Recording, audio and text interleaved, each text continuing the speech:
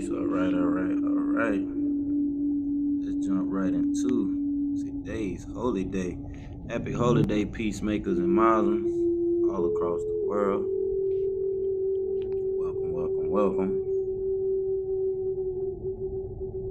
Hope everyone is enjoying their Friday. We are about to enjoy our holy day. And make sure we tap in with the divine creator, y'all. And really set the tone for the day. So let's jump right into it, y'all. All right. First thing first, we want to give all honors to the divine creators. Whatever name you want to make reference to the divine creator as, that is fine.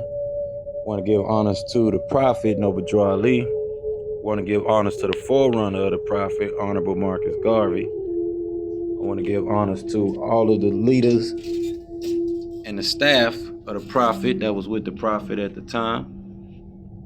I want to give honors to everyone that'll be here in attendance tonight with us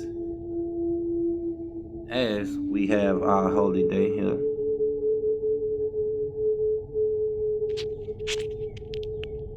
True peace.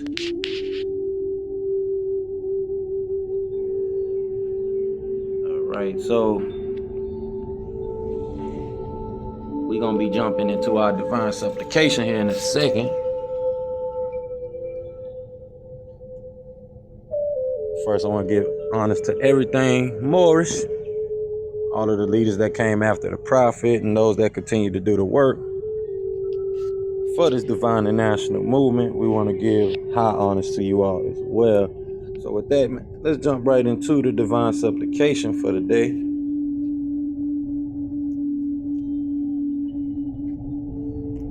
So we can get the information that Spirit wants us to convey today.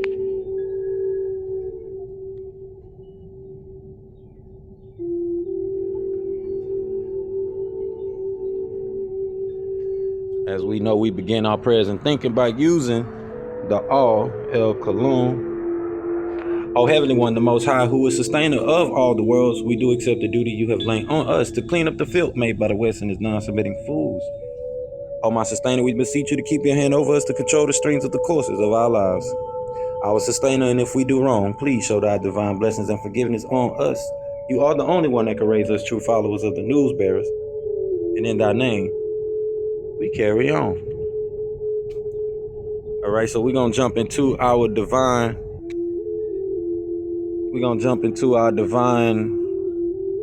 constitution, our daily affirmations. Our daily affirmations that you should be reading with your family here every week that we have. There are 19 affirmations that you should actually read daily with your family because they set the guidelines for how we are to treat one another. They set the basic guidelines. There's more. There's other 19, but these are the ones that we profess that we know to be true and what we accept as fact. These daily affirmations are called the daily affirmations of loyalty of the children of the Elohim. And as they state, we accept this fact, the eternal laws of nature as revealed through science, past events, logic, and common sense, revealed as right knowledge, wisdom, and understanding. We accept this fact, the highest laws of nature is the cooperation and harmony of all living things.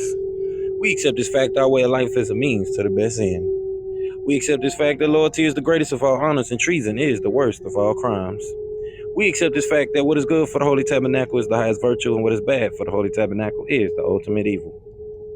We accept this fact that the Holy Tabernacle is the finest and noblest organization for all humanity, created by circumstances, and the ancient and mystic order of Melchizedek is the noblest of fraternities on and above this planet. We accept this fact that creativity, love, and cooperation are the essence of success. We accept this fact that truth and facts are always and has always been the originator and creator of all success. We accept this fact that all worthwhile cultures and civilizations came about from the ancient Sumerians and Canaanite Egyptians and the Anunnaki or Elohims from the heavens, without which there would be none. We accept this fact that for the Holy Tabernacle to survive, expand, and advance, we need, first of all, a revolution of values and thoughts, which must start within each person by being truthful with themselves and about themselves.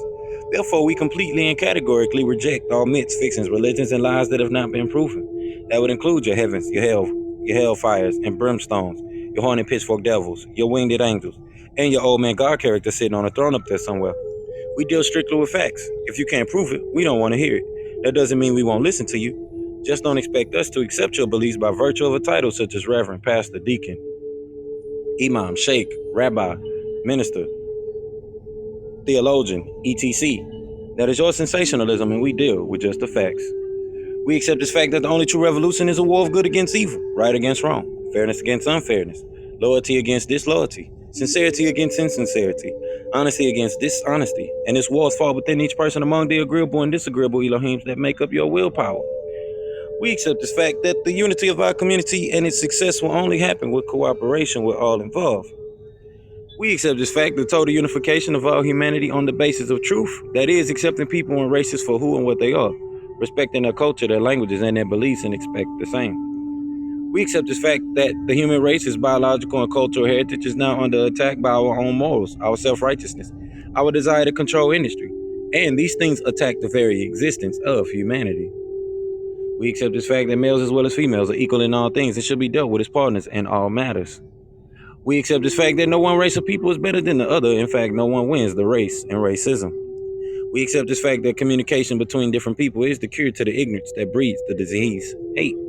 We accept this fact that a good and well-rounded education could prevent most of the ignorance that plagues the world. We accept this fact that the all is just that, the all. You can't take from the all. You can't add to the all. We are all within the all is one. That is our concept of what you call a deity. To the fulfillment of these facts, we children of the Elohim forever pledge our lives, our sacred honor, and our spiritual zeal. All right, y'all. True peace, true peace. I ain't even see y'all come in. Say 3 people came in already. All right.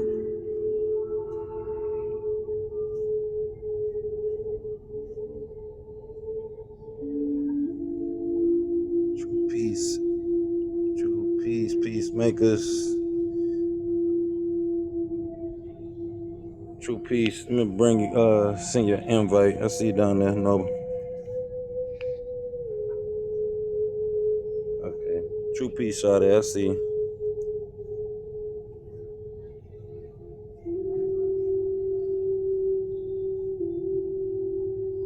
Send y'all invite. I'm doing the opening for us right now at the moment. True peace, love, and light. Islam. Islam. Happy holy day, y'all. Yes, happy holy day indeed. Brother and sister. Oh, my bad. So we doing our opening at the moment. Just did the divine supplication. Just went through these daily affirmations. Now we're gonna open up with the Moorish prayer.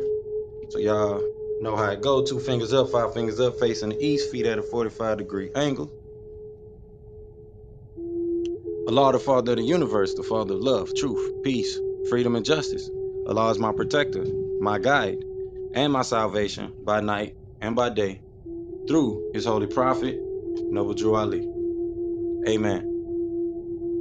All right, y'all. So we're gonna jump into the divine constitution and bylaws, so we can get to our weekly readings. And like I say, open up with tonight's message that the divine want us to speak upon. So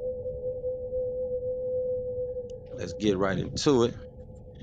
As it reads, Act 1, the Grand Sheik and the chairman of the Moorish Science Temple of America is empowered to make law and enforce laws with the assistance of the Prophet and the Grand Body of the Moorish Science Temple of America.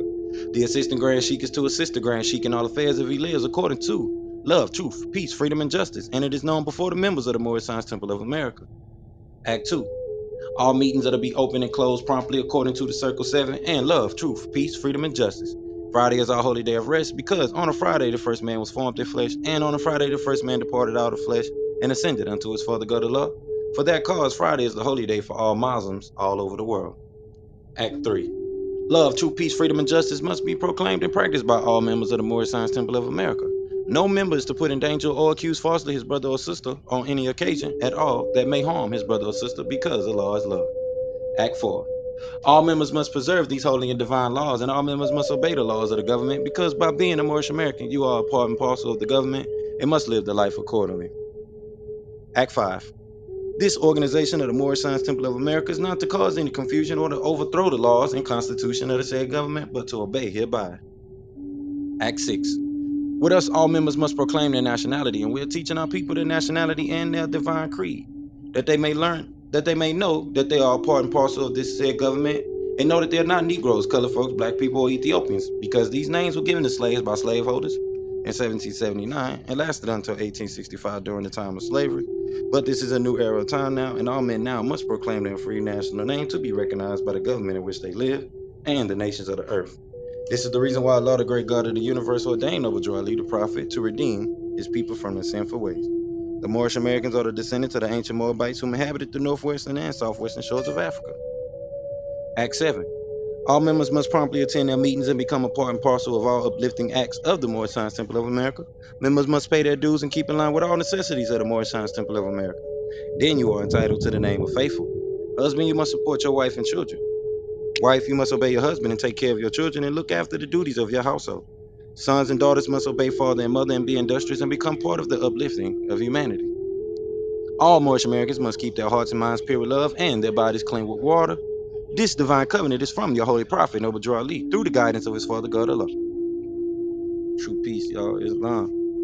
So let me mod y'all up so y'all can go ahead and keep a lookout for the people that's in the room while they come in today.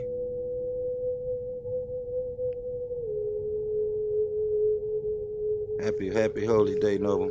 Yeah, we're gonna have us a good one, because last week they cut us off in our recording and we didn't get to put our recording on YouTube, y'all. So we're gonna make sure I hit it a little hard. Got Armin Raw beaming on us today. Hope y'all enjoying y'all day, getting some of this good old sun that's out. I know it's been a rainy week this past week in some of the states across the planet, especially here in Americas. It's been raining, so we're gonna tap in and deliver that message that the ancestors want us to deliver, and the divine intelligence want us to shine through. That's right. Like, you say Happy New Year's a New Year? What day it is? I want to be lost in the sauce. What New Year it is? Because it's sharpened up a little bit, or it's went silent. Oh, can y'all hear me?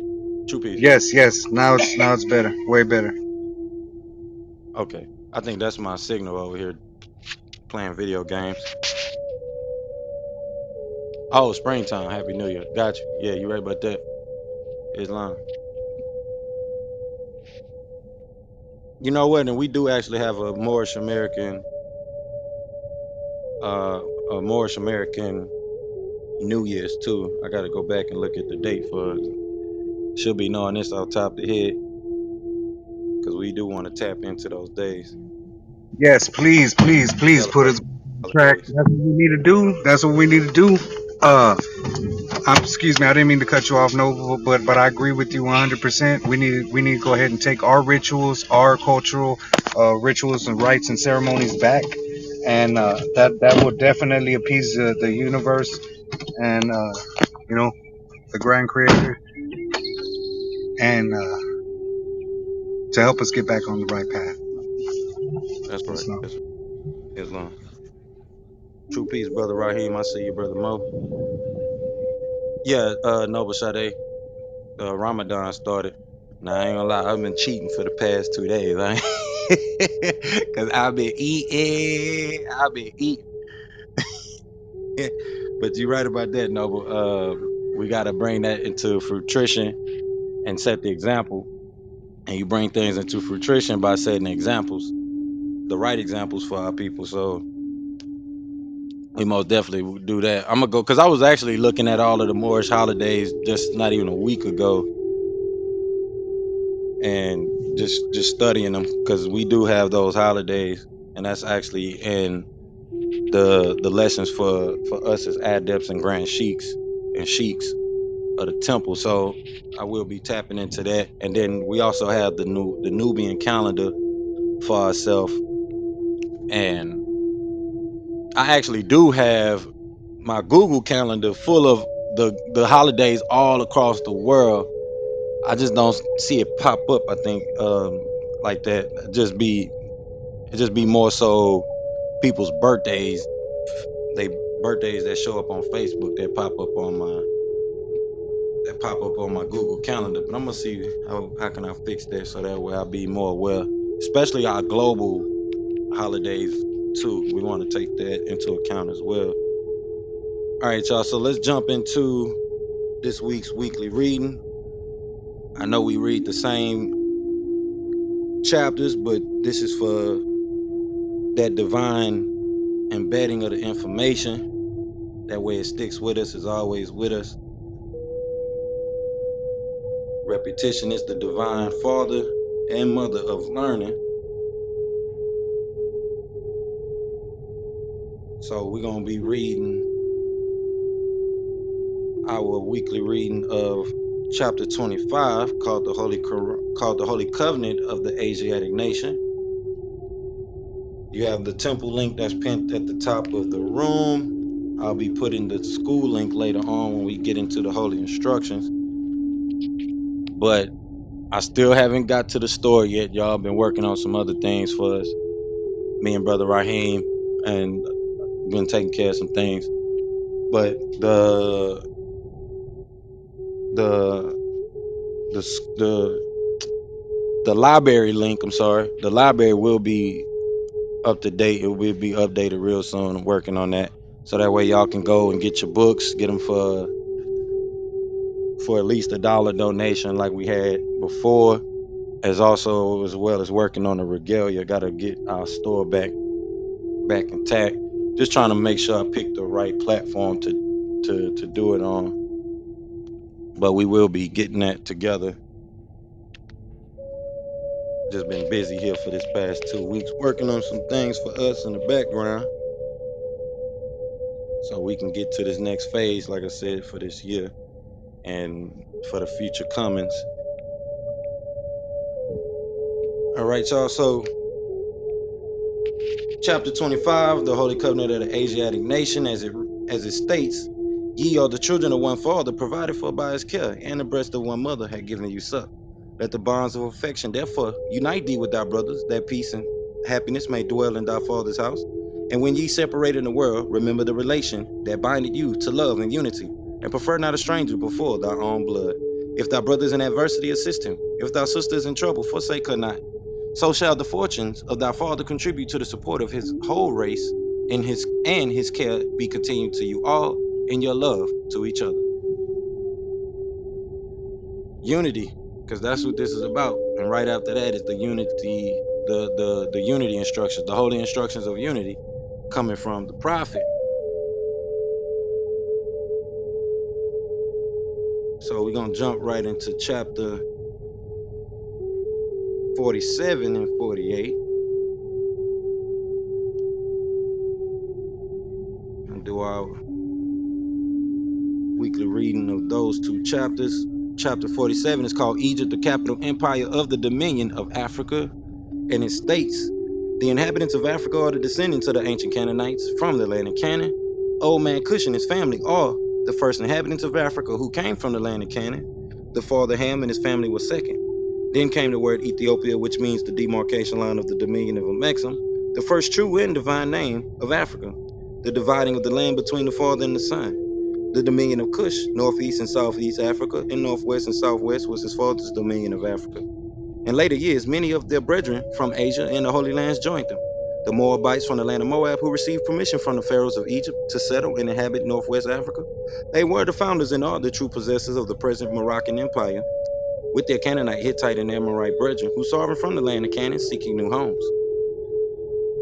Their dominion and habitation extended from northeast and southwest Africa across Great Atlantis, even unto the present North, South, and Central America, and also Mexico and the Atlantis Islands, before the great earthquake which caused the Great Atlantic Ocean.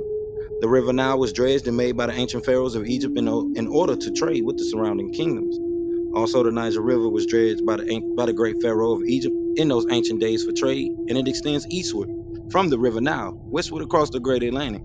It was used for trade and transportation.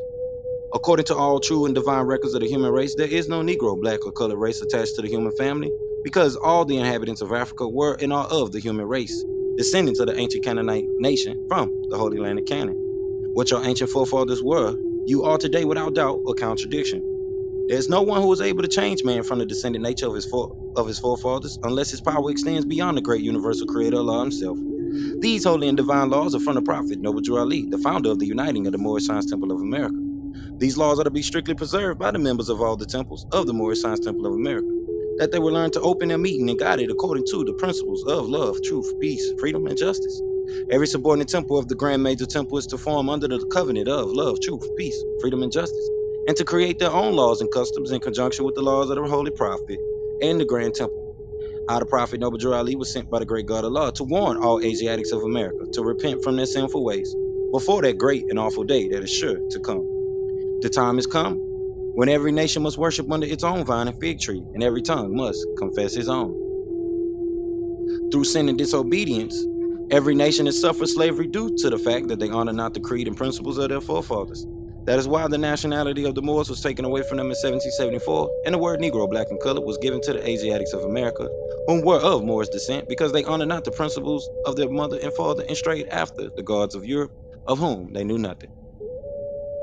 So we're gonna get into this a little more heavier tonight. Like I said last week, we did not get a chance to have that recording, so y'all can't go back and listen to the jewelry that was just thrown all over the place, and some of the jewelry that I picked up and took us through an installation process last week. But you can go and listen to that newcomers gathering, because I took some of that same message and kind of brought it back just a bit, just the main points that I really was touching on. It don't give you the meats and potatoes that I was giving on Friday, but we're gonna take that even further for those that was here. Most of y'all was here for that, so we're gonna take it even further with that, because we have to understand, like I said last week, about this new logical perspective and how we are to start establishing our own doctrine. We have the space, we have the opportunity, and it's time to actually establish that. So we know we need more doctors, we know we need more engineers and things like that as a people, but we have the open opportunity to really take precedence with a doctrine, with the doctrine and a doctrine, in a field in science and the industry that naturally gravitates from you as indigenous peoples, and is a space that we've actually established all over the world, but was made to be separate from colloquial understanding.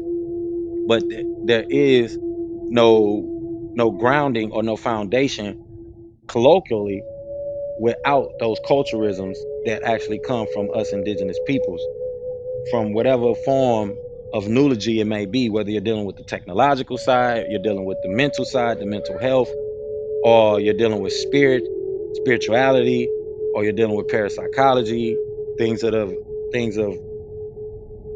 phenomenon, supernatural phenomenon, whatever perspective, new logically, we have that within us, embedded within us, as the natural skill set and talent that we as indigenous people have been utilizing for millennial, and for a very, very long time before any non-indigenous person had anything to do with the colloquial sciences of psychology and the things that came out of the newlogy, the study of newlogy and the science of newlogy, and gave us today what we have called psychology. So we all have that opportunity, which, like I said, we're leading the way. We're going to be pushing those things. We have our practice, our spiritual practice, however you want to look at it, or mental practice of helping our people connect back with the divine intelligence within themselves and act as the guide and the guiders of the way to do such. So let's jump into chapter 48, which is called the end of times, the end of time and the fulfilling of the prophecies, and it states, the last prophet of these days is noble Ali, who was prepared divinely in due time by Allah to redeem men from their sinful ways, and to warn them of the great wrath which is sure to come upon the earth. John the Baptist was the forerunner of Jesus in those days to warn and stir up the nation and prepare them to receive the divine creed which is to be taught by Jesus. In these modern days, there came a forerunner of Jesus who was divinely prepared by the great God of law, and his name is Marcus Garvey, who did teach and warn the nations of the earth to prepare to meet the coming prophet who was to bring the true and divine creed of Islam. And his name is Noble Ali, who was prepared and sent to this earth by Allah to teach the old time religion and the everlasting gospel to the sons of men, that every nation shall and must worship under their own vine and fig tree and return to their own and be one with their father God Allah. The Moorish Temple of America is a lawfully chartered and incorporated organization. Any subordinate temple that desires to receive a charter, the Prophet has them to issue to every state throughout the United States, etc., that the world may hear and know the truth, that among the descendants of Africa there is still much wisdom to be learned in these days, for the redemption of the sons of men under love, truth, peace, freedom, and justice. We, as a clean and pure nation, descended from the inhabitants of Africa, do not desire to amalgamate or marry into the families of the pale-skinned nations of Europe, neither serve the gods of their religion, because our forefathers are the true and divine founders of the first religious creed, for the redemption and salvation of mankind on earth.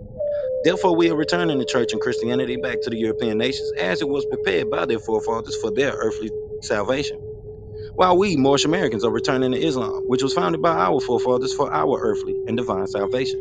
The covenant of the great God Allah, honor thy father and thy mother, that thy days may be longer upon the earthland, which the Lord thy God Allah had given thee.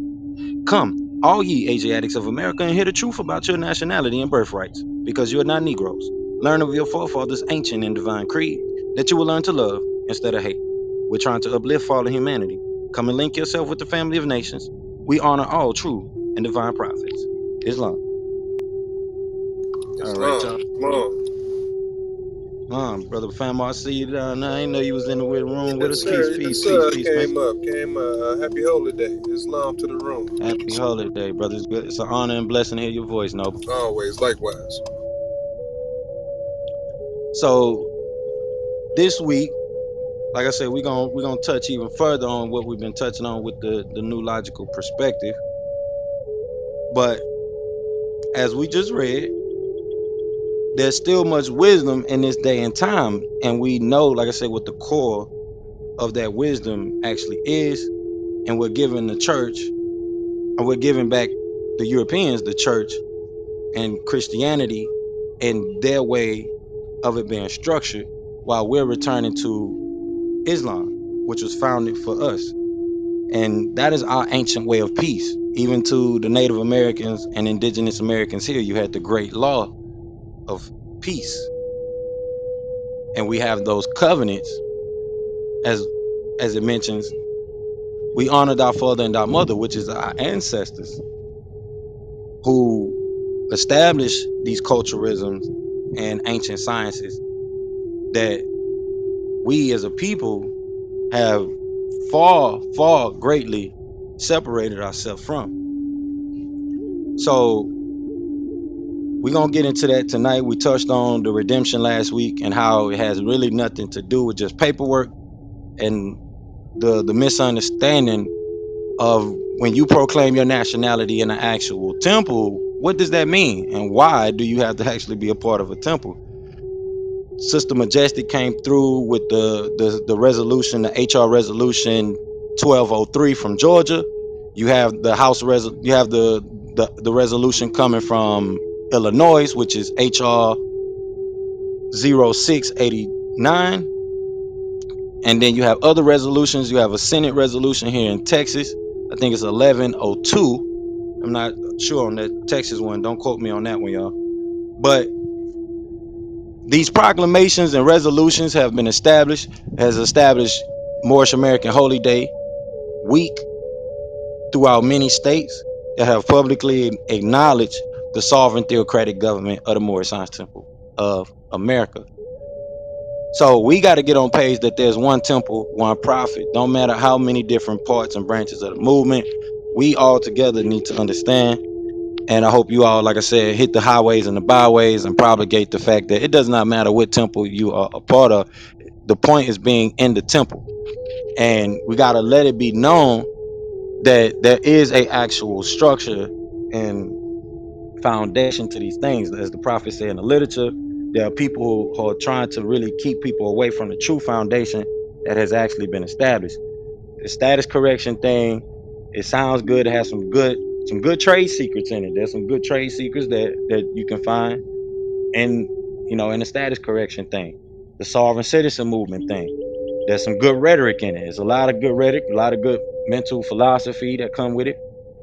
The patriotism, same thing. A lot of good rhetoric, a lot of good mental philosophy, psychological philosophy, and our people really crystallize themselves to that information, to where it's crystallized in them.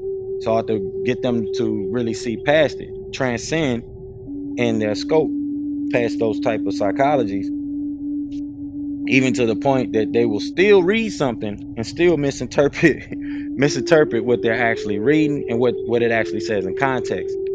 So we here specifically, especially in this room, where we get that open and that quantum load of information, that comes through us by gathering up at the time we do. We know what we're doing. We know on Fridays, especially at 6 o'clock, what we're doing, especially those that really know when the mental reservoir is opening up based on sound right wisdom, that sound right knowledge.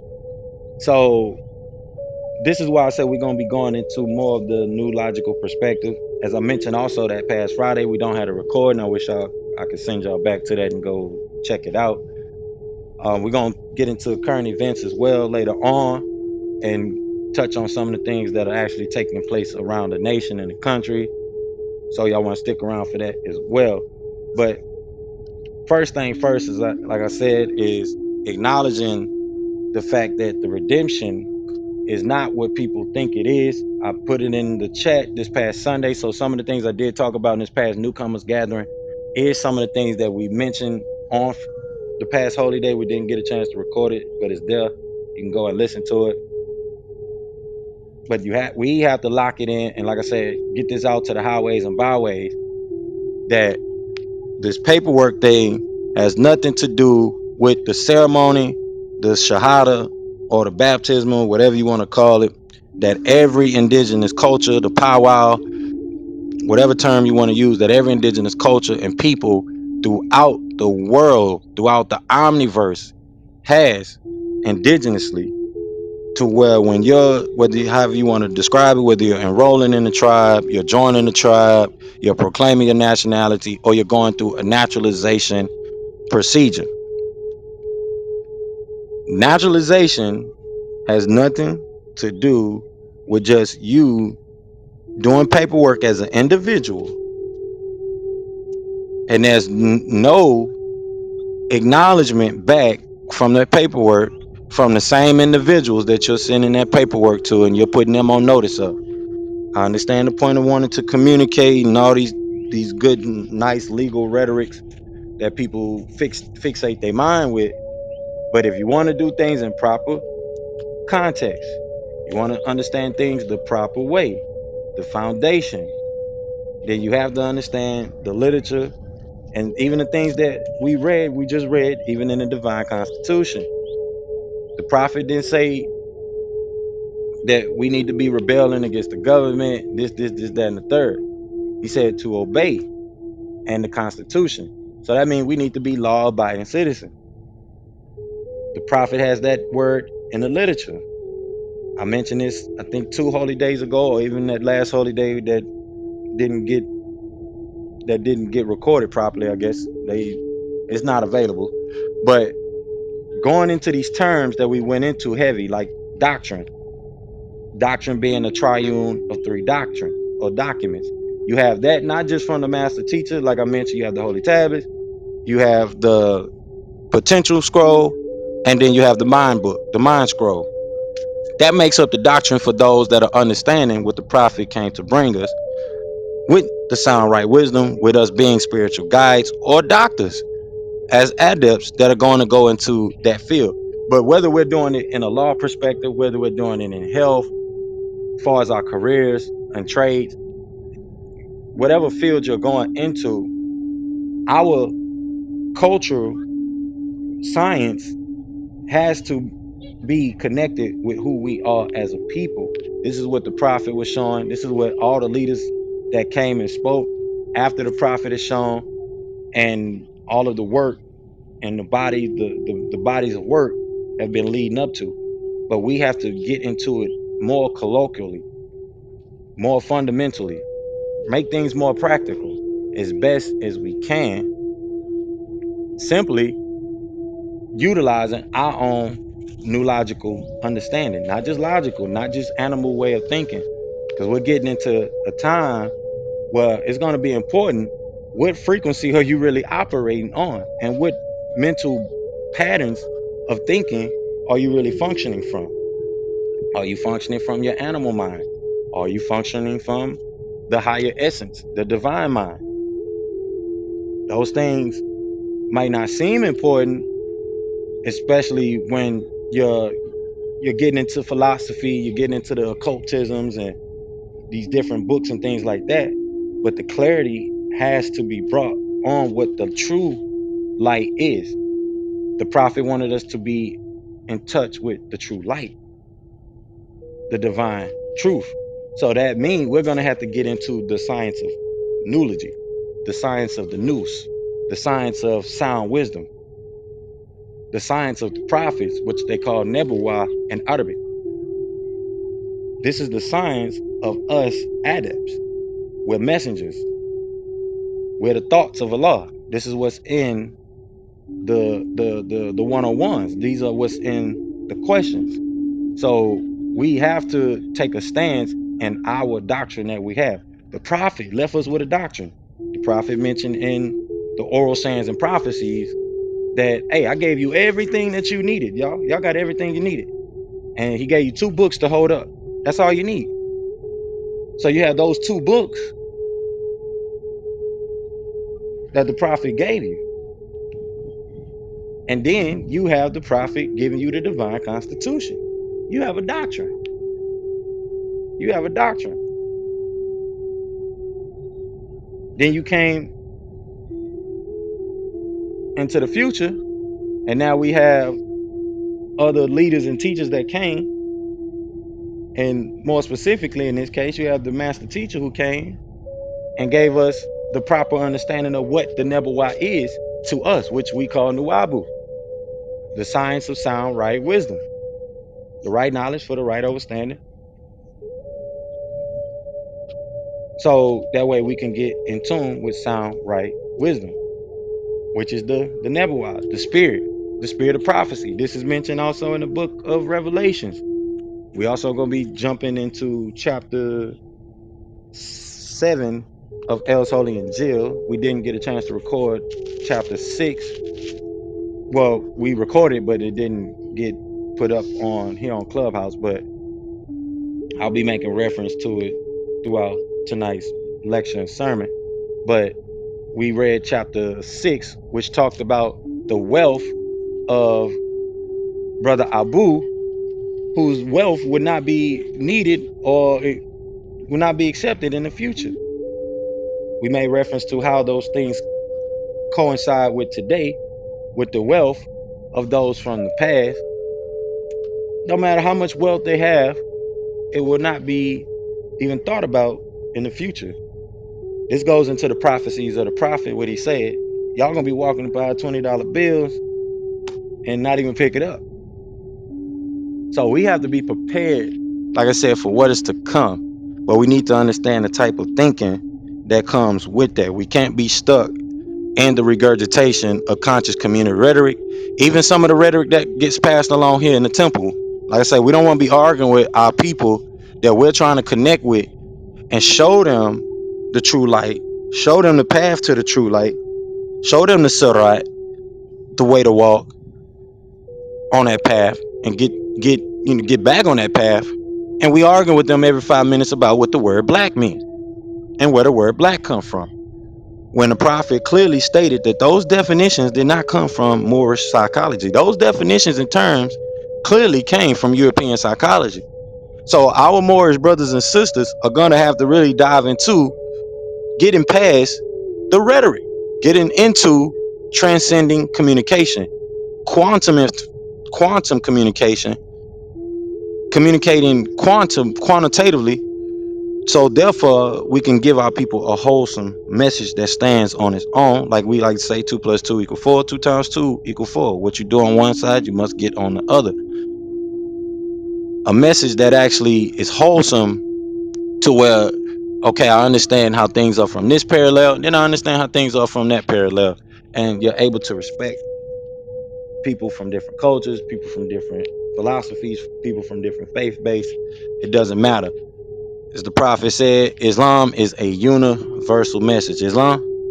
So we got to get with the program, especially when we go out and communicating with others and who we surround ourselves by, because that is also prevalent as well to the information that you're digesting. We say a lot about your diet or your nutrition.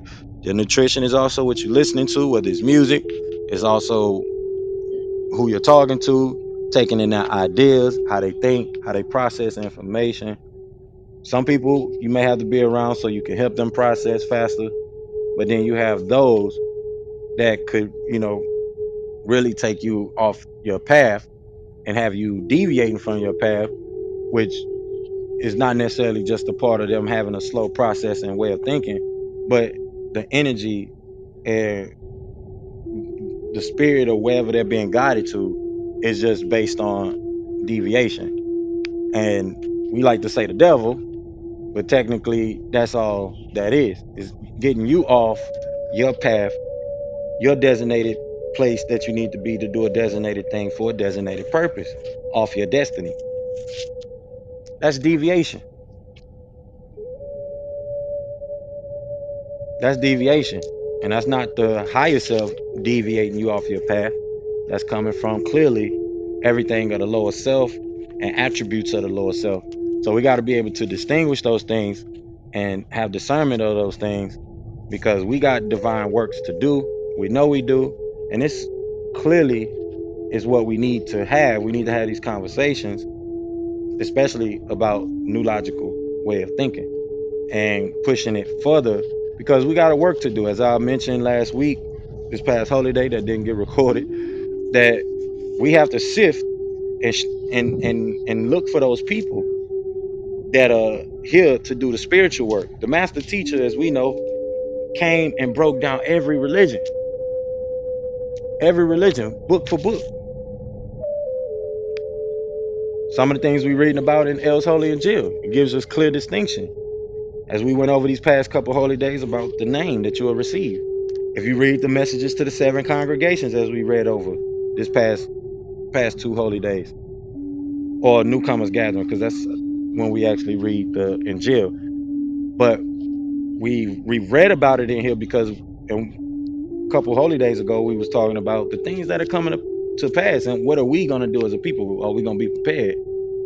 Where are we going to be in our mindset? What are we going to be doing? That great and all dreadful day, that awful day that is sure to come. We getting closer to it, y'all. It ain't doing nothing but ticking. You feel it, you see it, you're watching things happen around you that you knew was gonna happen and play out. People are gonna get tired of playing the robbing Peter and pay Paul game. It's gonna be a day where we have to do things in integrity. It's gonna be a day where we have to do things in complete honesty.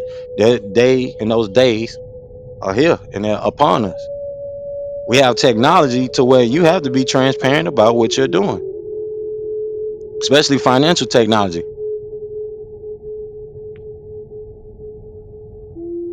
especially the disruption that is doing to every industry, whether that's real estate, whether that's health, law, accounting, sports. It doesn't matter.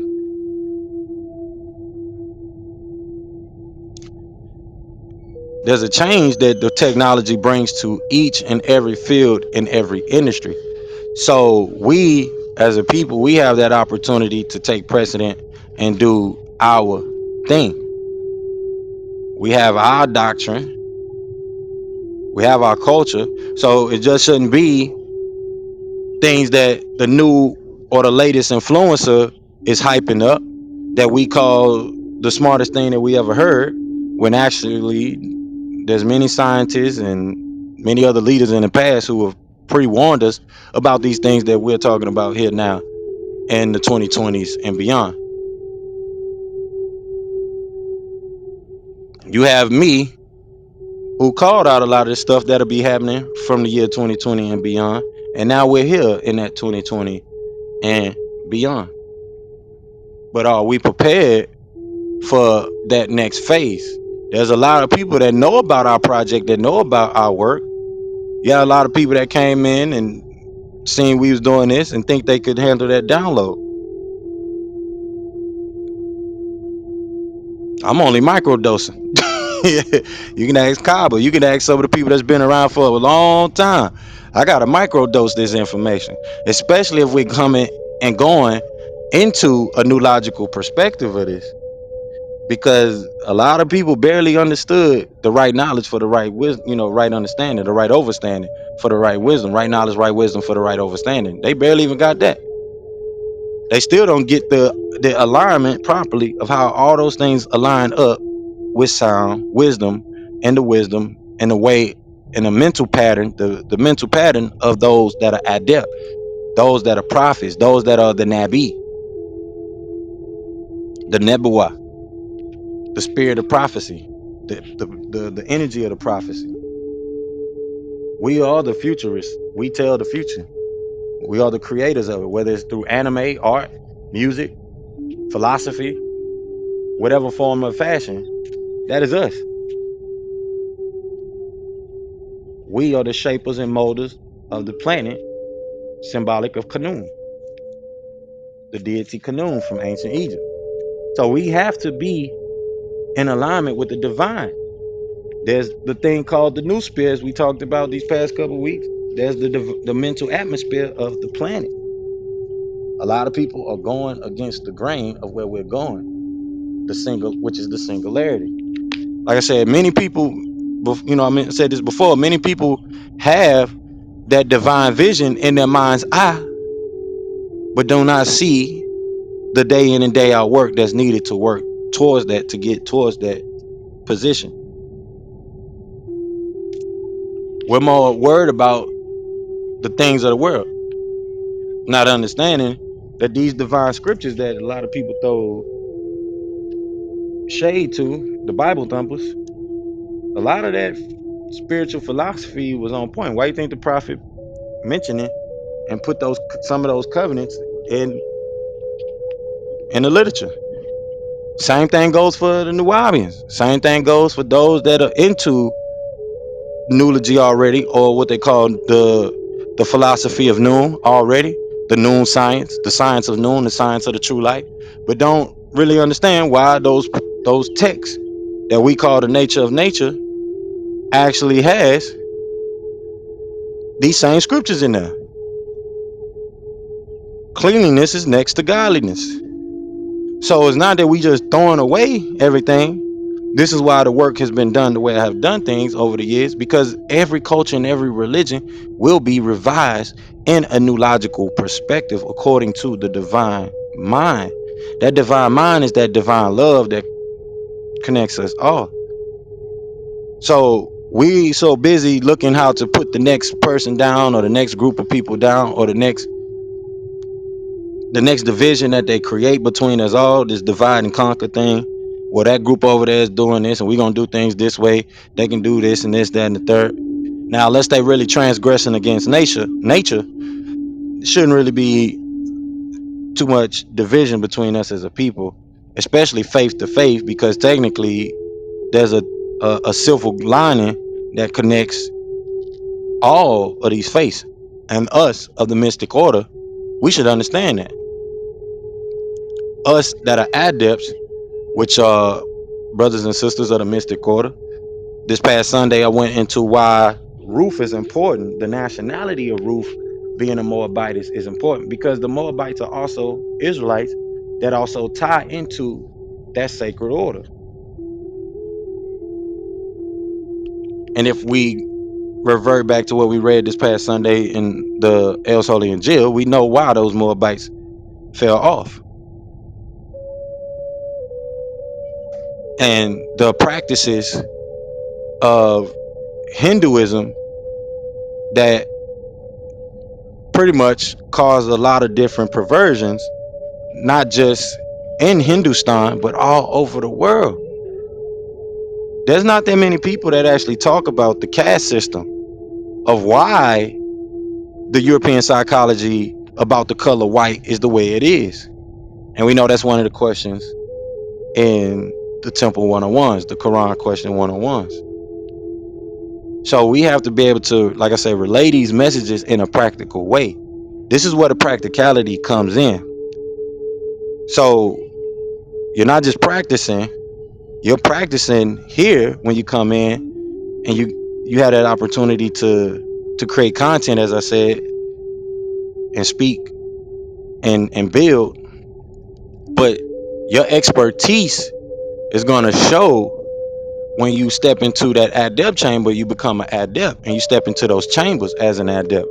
So we got brothers and sisters that want to be jurists, or they perform and do things similar to what a jurist does, but are still being put into this box that really separates them from the sophistication that a jurist actually has, because their proper understanding of the law, their proper interpretation of the law. If you can interpret the law the correct way, if you understand the science of jurisprudence the correct way, then that means we don't just need people with patriotism mindset, people with sovereign citizen mindset, and all these different things that come out of that. We need people that actually understand the science of the law, the study of the law, legal theory, actual things that'll help us as a people.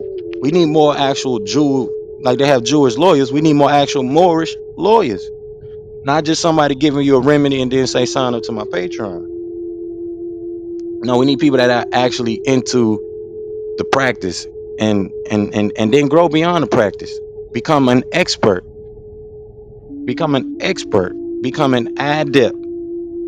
Become an advocate. So you move past just someone like a doctor in their particular field where they're just practicing. You move into the space of being adept. You are an adept, and you will be an actual doctor that is an expert in his field, a specialist in his field, and not just someone that is a practitioner. We shouldn't even technically call practitioners people who are still practitioners or practicing doctors, because that means that person is some type of shaman, what they call witches, warlocks, sorcerers for their community. They're healers, guides, mediums, or those other type of positions that people put themselves in, intercessors for our community with the divine spirit. But intercessors and spiritual guides, they're not doing the work for you. They're guiding you to where you do the work for yourself, where you walk on the path yourself and you be able to operate and function on that frequency, where you start to set the example on walking that straight and narrow path, and start to understand the science of transcending. So this is why I say new logical perspective is going to be very important. It's very unheard of. It's very new to most people, especially when you say it and you communicate about it. especially in today's modern understanding of things. And we have a lot of people in the conscious community that have no clue what we would be talking about and making reference to when we say new logical, because you have a higher self and a lower self. But most people cannot get out of the laws of the animal. They cannot get out of the philosophy. They can't think past the philosophy of the animal, even their animal spirit. They can't think past that. That animal mentality and the animal circuits of their brain has more power than the actual heart in their brain, the heart of them and the brain in their heart. These are the things that the great Hikmah is about. The divine wisdom of Tahuti, the sacred wisdom, is actually about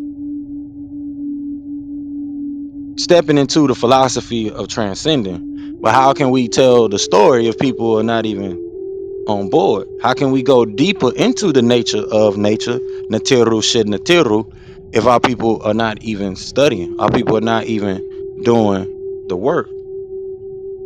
So we got to have people out there propagating the true direction, because it's a lot of noise out there, a whole bunch of noise. And I sit back and just see, especially the direction the master teacher was taking us into. Like I said, he went through all the religions, but this particular branch temple, we not here to religiousize you, to patronize you, or none of those things. If you don't understand this information in the quantum way, then you're gonna have to reprogram yourself, your whole core. This is why the computers have the quantum processors that they have. This is why they have supercomputers. You have the quantum computers, because everything is moving into a wholesome and a quantum manner. If you still looking at the people that create this technology today as more advanced and more technologically sound than you, then you still behind spiritually. If the prophet said we were 700 years ahead of time in technology for 500 years, how did we get behind?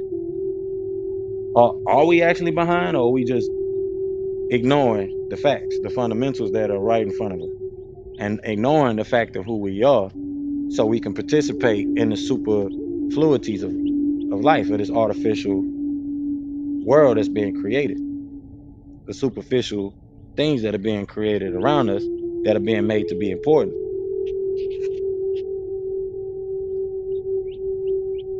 It's nice to be important, but it's more important to be nice, as we know, right?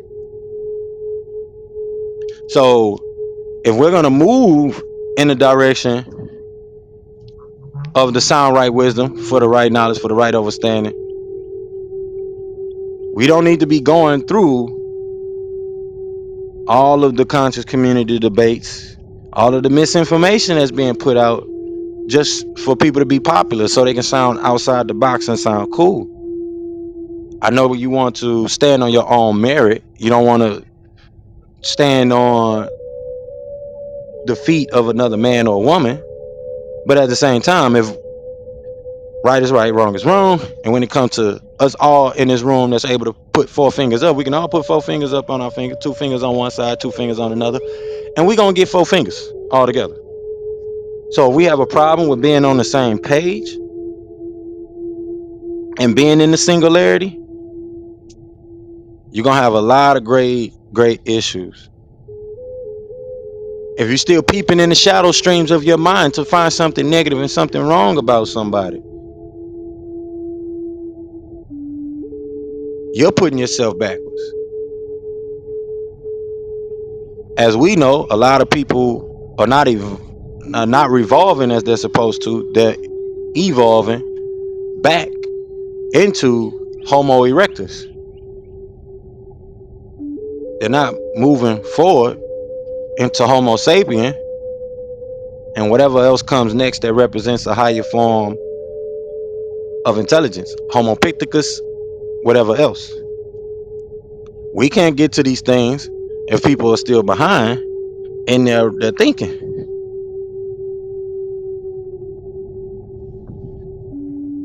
in their research. We still battling and going back and forth about things that are right, but how do you prove the truth wrong? You probably can prove a fact wrong, and that depends on the perception at the time. But things that have been clearly undisputed. When we have people making comparisons saying that Marcus Garvey is more famous than Noble Drew Ali, we in trouble. I'm seeing people argue about the Moors claiming to be race traders when Moors just means Nubian melanated indigenous black people. It's the same word, the same adjective. Now it might be a derogatory one, but technically it represents the same thing. They're talking about the same ethnic people. They're making reference to you as an ethnic kind of people. Now, whether we want to take that derogatory tone in the same way that they're projecting it, because if someone calls you stupid, does that make you stupid? You only become stupid until you react to it. And then, okay, you might just be stupid.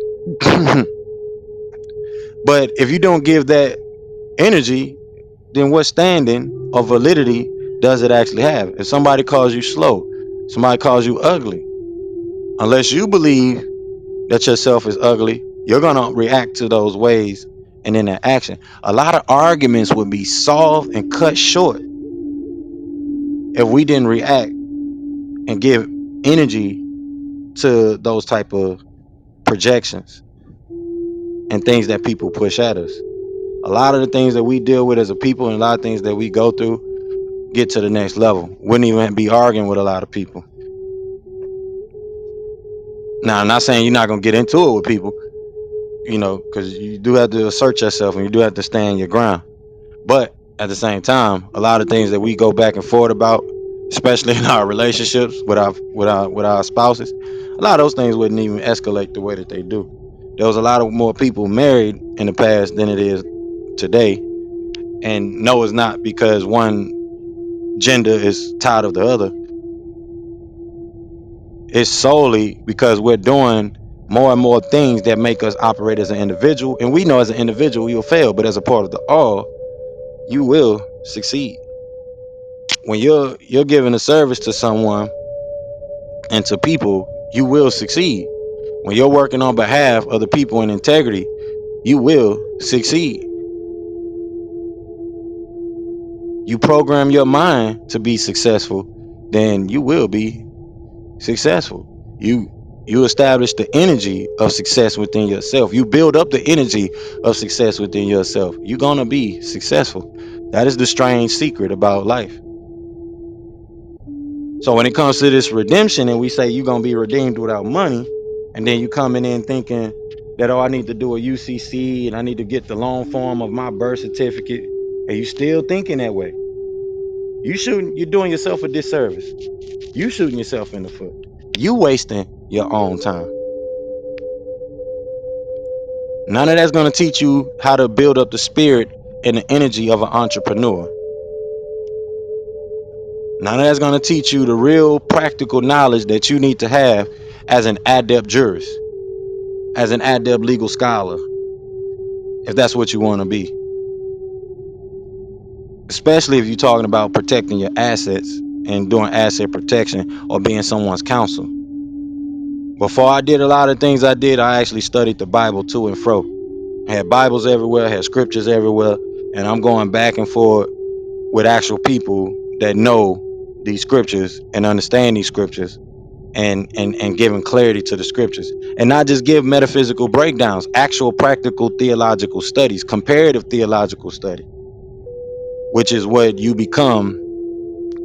Not just someone who's in the practice of that, you become adept at understanding theology and moving forward, understanding, like I said, newlogy, and having a new logical perspective of things. You become adept at this, especially if this is the direction that we have inherited as a branch temple number 24 of the Moorish Science Temple of America. We are a chartered and incorporated temple of the Moorish Science Temple of America. We're teaching our people their nationality and their divine creed. Come and link yourself with the family of nations. Y'all can click that block of words at the top that say World Temple. Join us. I'm not sure who's on stage right now still or who's listening, but this is the work of helping our people get out of mental slavery. It's taking them from what they think is the logos and moving them into the nous. They say in the beginning was the word, but it was the nous. Kun, fire, kun, as we mentioned this past holiday. But as you renew your mind, this is what we talked about in the renewing of your spirit. This is what being a Moor is about. Not just the fact that you were born a Moor, you're born under this ethnicity. The title of the term Moor has a connotation of nobility that comes with it. And that means, especially according to our ancient customs and how things are structured, you have been reborn again. Even in ancient indigenous cultures anywhere across the planet, you go through a quickening of the natural body to the spiritual body. I've been saying these same things for going on years, and it's only getting more and more and more impactful as we go into it. But we're not going into this from the religious side standpoint of things. I'm not here to tell y'all about Moses and if Moses actually existed. I'm not here to tell you about any of the prophets, the minor prophets, the major prophets, or go into any of these things, codexes that people don't even actually know about. We're not going into all that. You got the opportunity to do that within the school. We have a school dedicated toward this, but we got to get to the nitty and the gritty, which is getting with people, like I said, sifting out those people that are really prepared to understand mastering their sacred breath. We're not here to teach religion again. Can you master your breath? Can you master patience? Can you master the things that are the gifts of the spirit, which is speaking in multiple languages, understanding the diverse of tongues, intuition, telepathy, all of the kinesis, whether it's pyro, aqua, whatever. But these powers are gifted to us from the divine intelligences, the higher sources. A lot of people are tapping into the lower frequencies and getting some of the skill sets that come with being able to tap into their animal spirit, but not getting in touch with those ancestors that are coming from the higher intelligences. Because there is a difference between what they call the logos, the spirit of the logos, and the spirit of the nous, the true light. The master teacher even mentioned that I got to get all these different lights that y'all have gravitated toward and get y'all in tune with the true light. So that don't mean that there's not power in these other lights and other things that people associate themselves with. There's a lot of power in it. But nature don't work against itself. So when you start to pray against people that are anointed in the true light and do things against people that are anointed in the true light, you're fighting against nature. You're transgressing against nature. This is why it says in the Qur'an, the enemies of Allah, those who are enemies of the angels, are enemies of Allah. Because as we know, especially in the Moorish Science Temple, we are thoughts of Allah, made in the image and after the likeness of Subhanahu wa Ta'ala, of Natiru, Shenatiru, however you want to look at it. But for us to gravitate toward that level of conversation, that level of dialogue, you are gonna have to get into the information, the sound right wisdom, and really weed out that which actually makes sense and that which don't. There's a difference between apple shit, excuse my French, and apple butter. There's a difference between listening and hearing. And a lot of people are not Ishmael. They're not hearing. They're not Ishmael. They're not hearing Allah. They're not listening to that little voice crying in the wilderness that'll be here in these last days. This is why I say I don't have to get loud when I'm talking and doing these lectures and going into the details we're going into, because this is for those that are here with the tranquility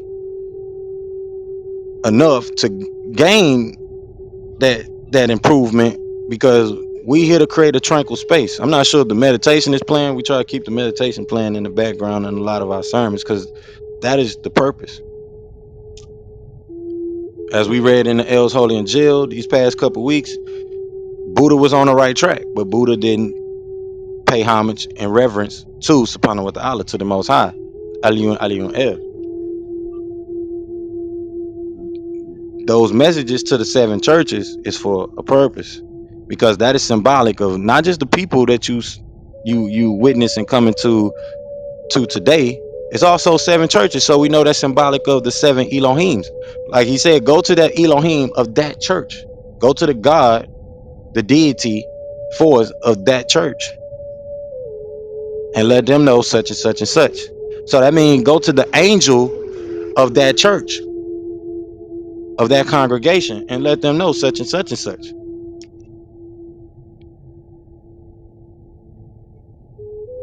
So for us to step into our godhood, we have to understand the septenary, those frequency bands that we're to operate on. Letting our people know what the redemption is about has to do with their spirit, the renewing of their mind. Nothing to do with this paperwork, because you can say you're anything on paper, but that don't mean you have actually operating with the principles of love, truth, peace, freedom, and justice. It's going to show in your behavior. This is why we got holy instructions on consistency, the holy instruction on the instability of man, all these different holy instructions. We got holy instruction on unity. We can just look around and see if we're practicing these things. We got our people at each other's neck this past week in Chicago, from what I got a video of, because two politicians that they was voting for, and our people going at each other's neck because of this, and words flying back and forth.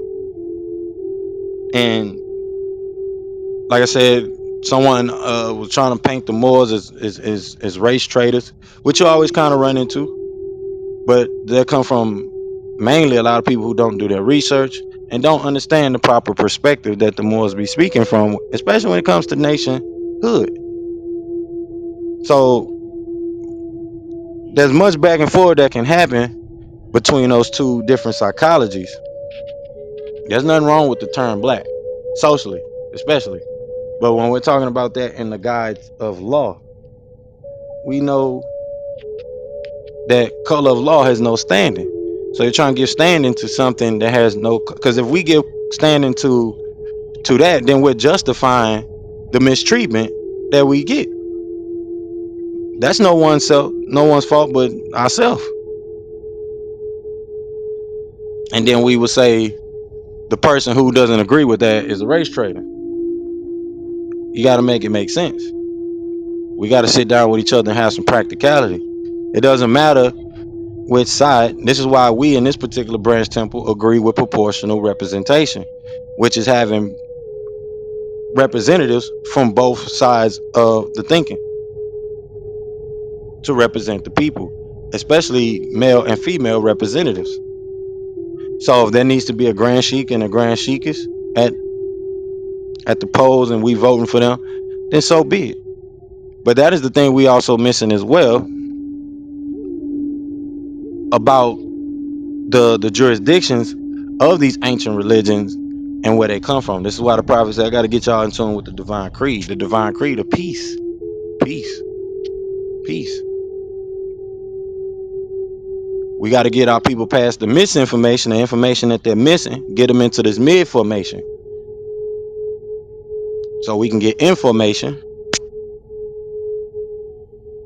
Because if we're going to tap into that outer formation, we still have to be getting the right out formation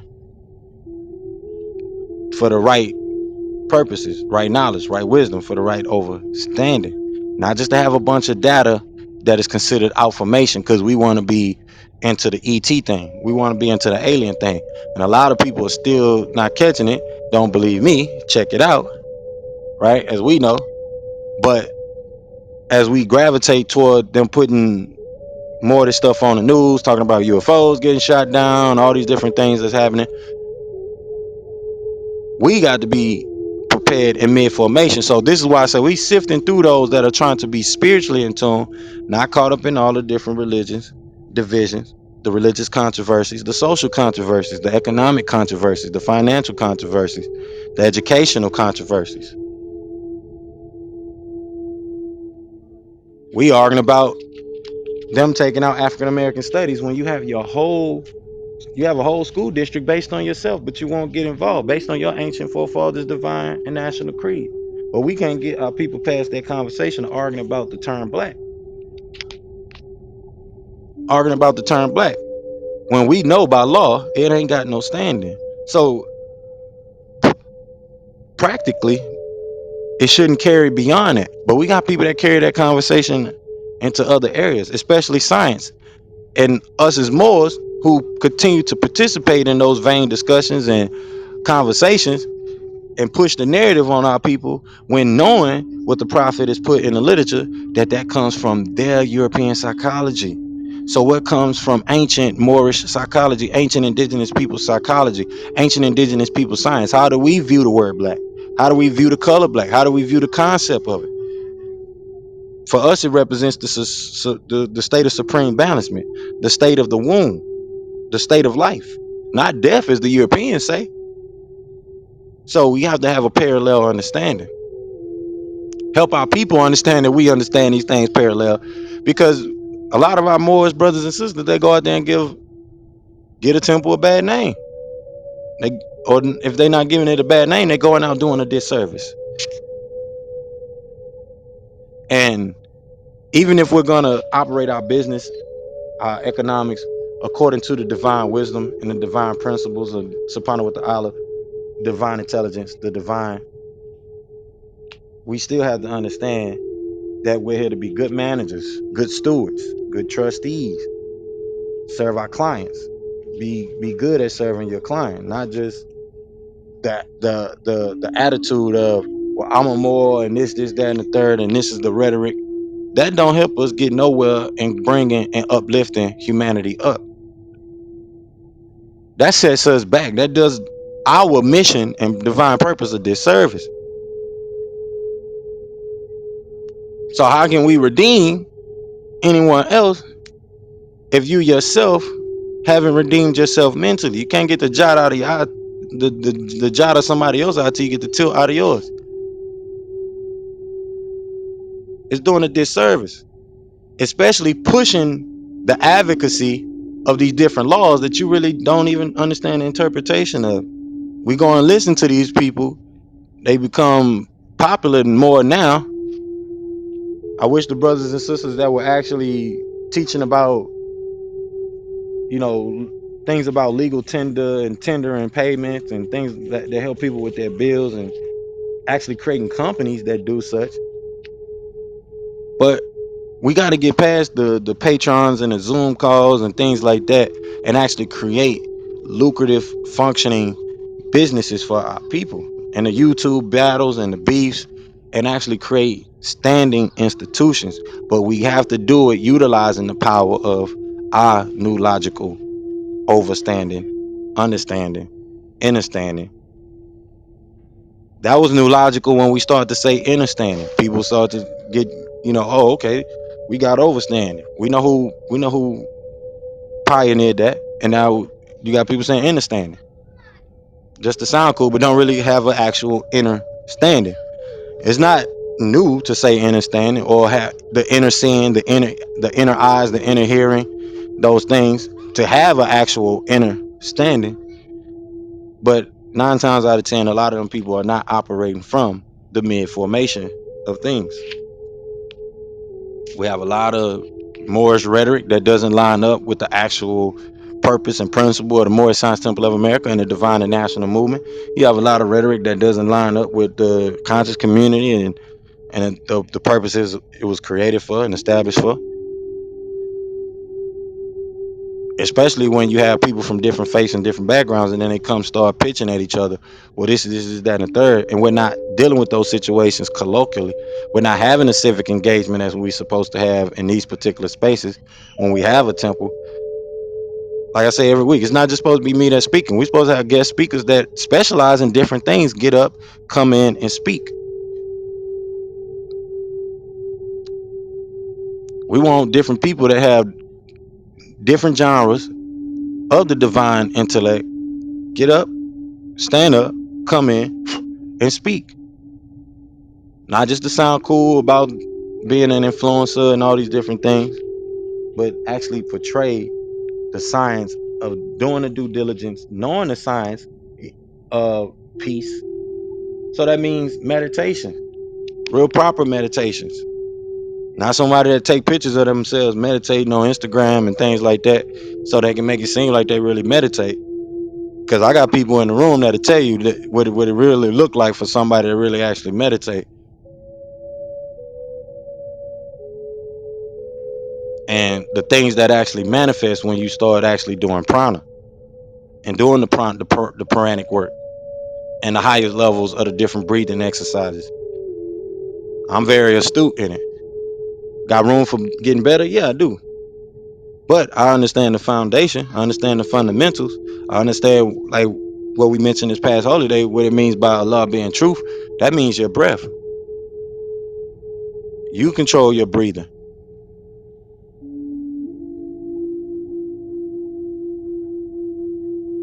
I spent a lot of time doing the things as, being a young person, expanding myself, thinning myself out. But that doesn't cultivate what needs to be cultivated for us in our divine mission. But I had the energy to do it, so I did it. But I planted seeds that need to be planted.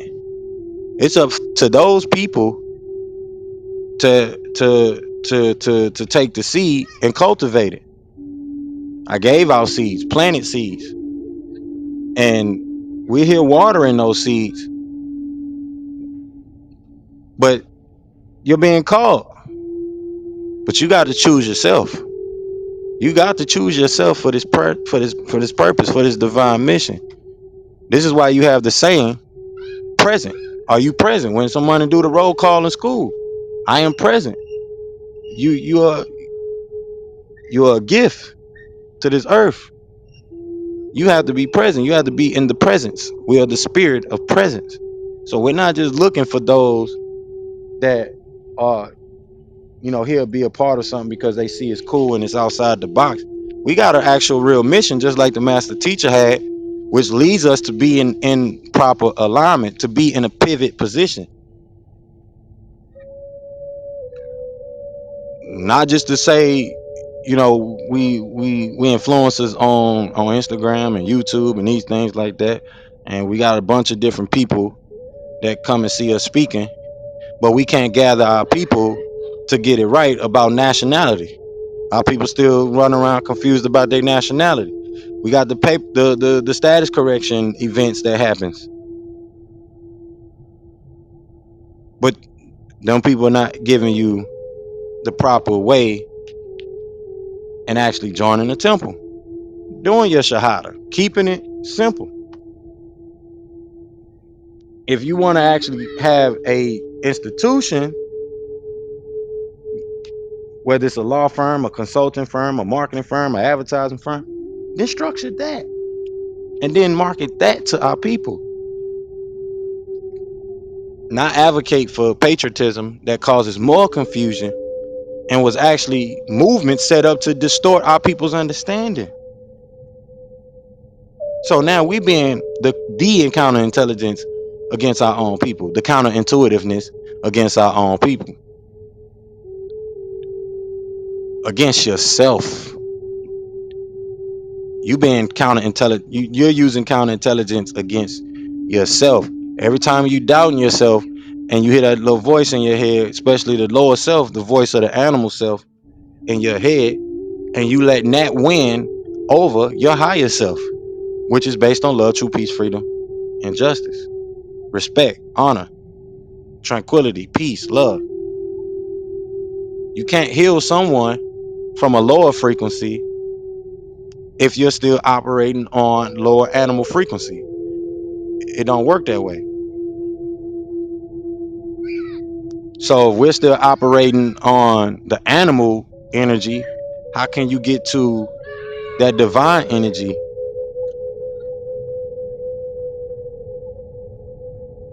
if you're letting that reign over you? This is where tribalism comes in for our people. They get lost in tribalism. We get lost in patriotism, where our people start to patronize each other. We create more dividing and conquering. We got so many different divisions of ourselves, it's ridiculous. And then we wonder why this nation was conquered through the divine right, or the right of conquest. That's what we're dealing with. The law of prescription. But you can't fix that until you start to reverse and break those spells. It's a prescription. Just like medicine is prescribed to you, this is medicine that's been prescripted, and something that has been prescripted based on fallacy. So, and it's been acknowledged from the same hands and origins of people who created the fallacy that it is a fallacy. So if you don't stand up, help our people get off their lazy ass, and use the prescription of the scripture that cannot be broken, do the divine work on yourself, check yourself before you wreck yourself. No one else's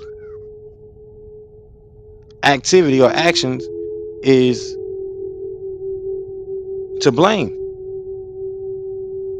This is why a lot of people do not understand that turn of the cheek thing, and they make it about a black power thing. They make it about an oppressor thing. That is not what it has to do with. A lot of our people have shut off their spiritual insight because they want to sound like they're empowered. They want to sound like they're revolutionary. You just don't have revolution without a revelation. If you're not moving in the divine spirit, the revealing of the divine spirit, which you learn something new about yourself every 5 to 10 minutes, every second, every thought that comes through, every good thought that you take possession of, every bad thought that you lose to.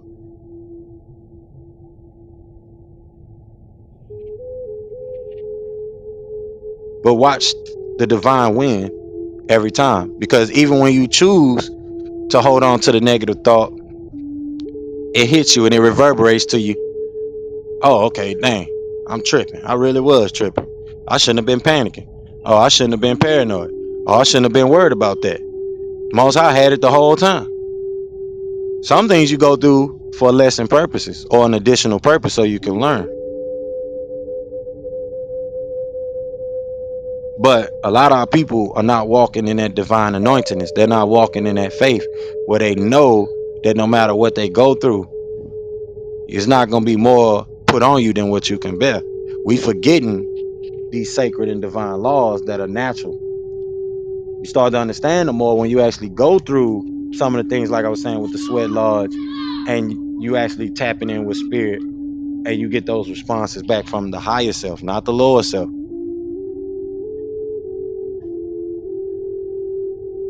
Especially with all the technology they have out, the voice to skull and all these different things that they're able to do, the stealth technology. It's a boatload of things that been out before even the year 2000. Higher technological things that's been out even before the year 2000 that we know of, but no weapon form. You can have CIA agents sitting right next to you can't see them, and listening to you do whatever you do. We know the high level of technology that we have access to as a people. They put out the movie The GOAT, where people were gathering in the military to learn remote viewing.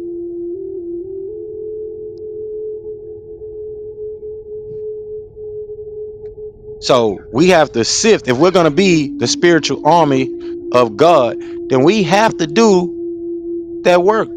Bro, I know Brother Mo is still in the room, but he was in the Marines. He knows what it means to really be tactical. And we have the mission of being tactful about the words that we use, the energy that we use, and the work that is at hand for us, the mentality that is at hand for us. Now, we don't have to be having a military complex. That's not what we're here to do. But we are here to be tactful. We are here to be sharp and on point. We are here to be stand up. We are here to erect,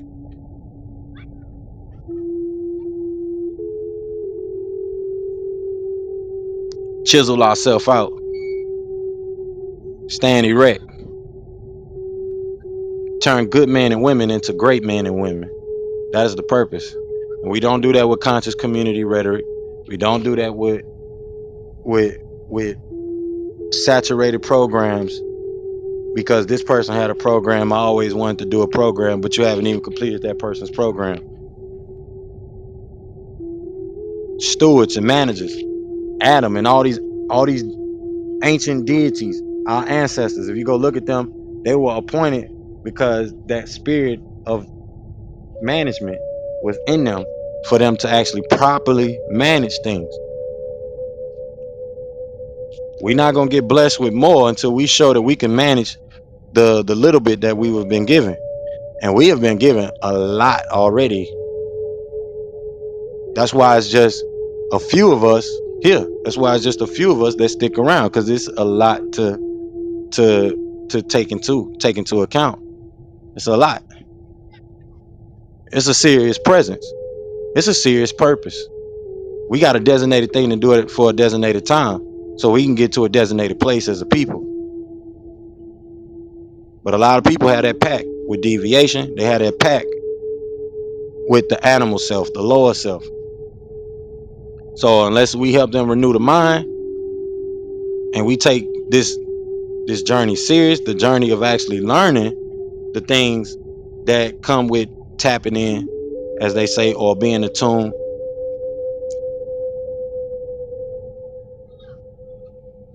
we doing ourselves a major disservice, and a knowledge that been bestowed for us, especially as this branch temple number 24, the Moorish Science Temple of America, chartered and incorporated, to bring. We're really going to go into the true science, the science of the true light. We going into it.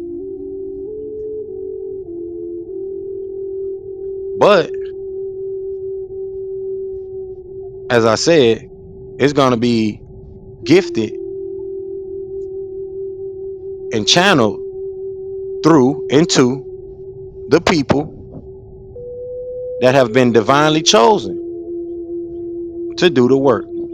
So that means people that are hearing the call, knowing they need to be their butt here, just like with the master teacher, same thing, knowing they need to be gathered around, especially those Moors that had the opportunity, because a lot of these things were not in place, like I talked about this past Sunday, that the master teacher could have stood on, but is more prevalent today, ironically, after the controversies that happened with the master teacher and other brothers and sisters that have stood on other secular forms of law versus standing on the law that has the highest standing all over the planet, which is theocratic, religious, spiritual, natural law.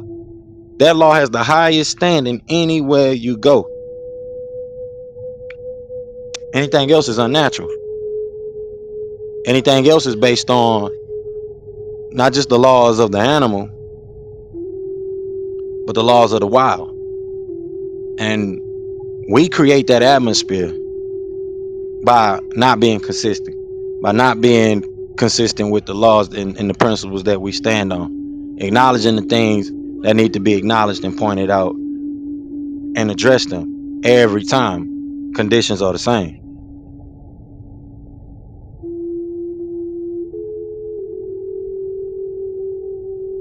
The divine law, and that also includes the divine grace and giving people their grace too as well. But those things were not in place at the time of the controversy. Now, the fact that we can stand on the theocratic acknowledgement of us as a people, the law of the theocracy, the law of God, the law of the Nous, Natiru Shenatiru, El Kalum, Elohim, Allah, Thunderbirds, Kachinas, etc., whatever. Those laws have the highest enforcement, the laws, the divine laws of nature, not a secular law. That divine law has a thread that connects us all. Those of the spiritual walks of life should understand those things. So when we get off the path and we go down the BIA path with wanting to be American Indians, cool, fine. But you have a royal body politic as a royal people, melanated indigenous people, whether you Hamu, Ta-Nehisi, whatever.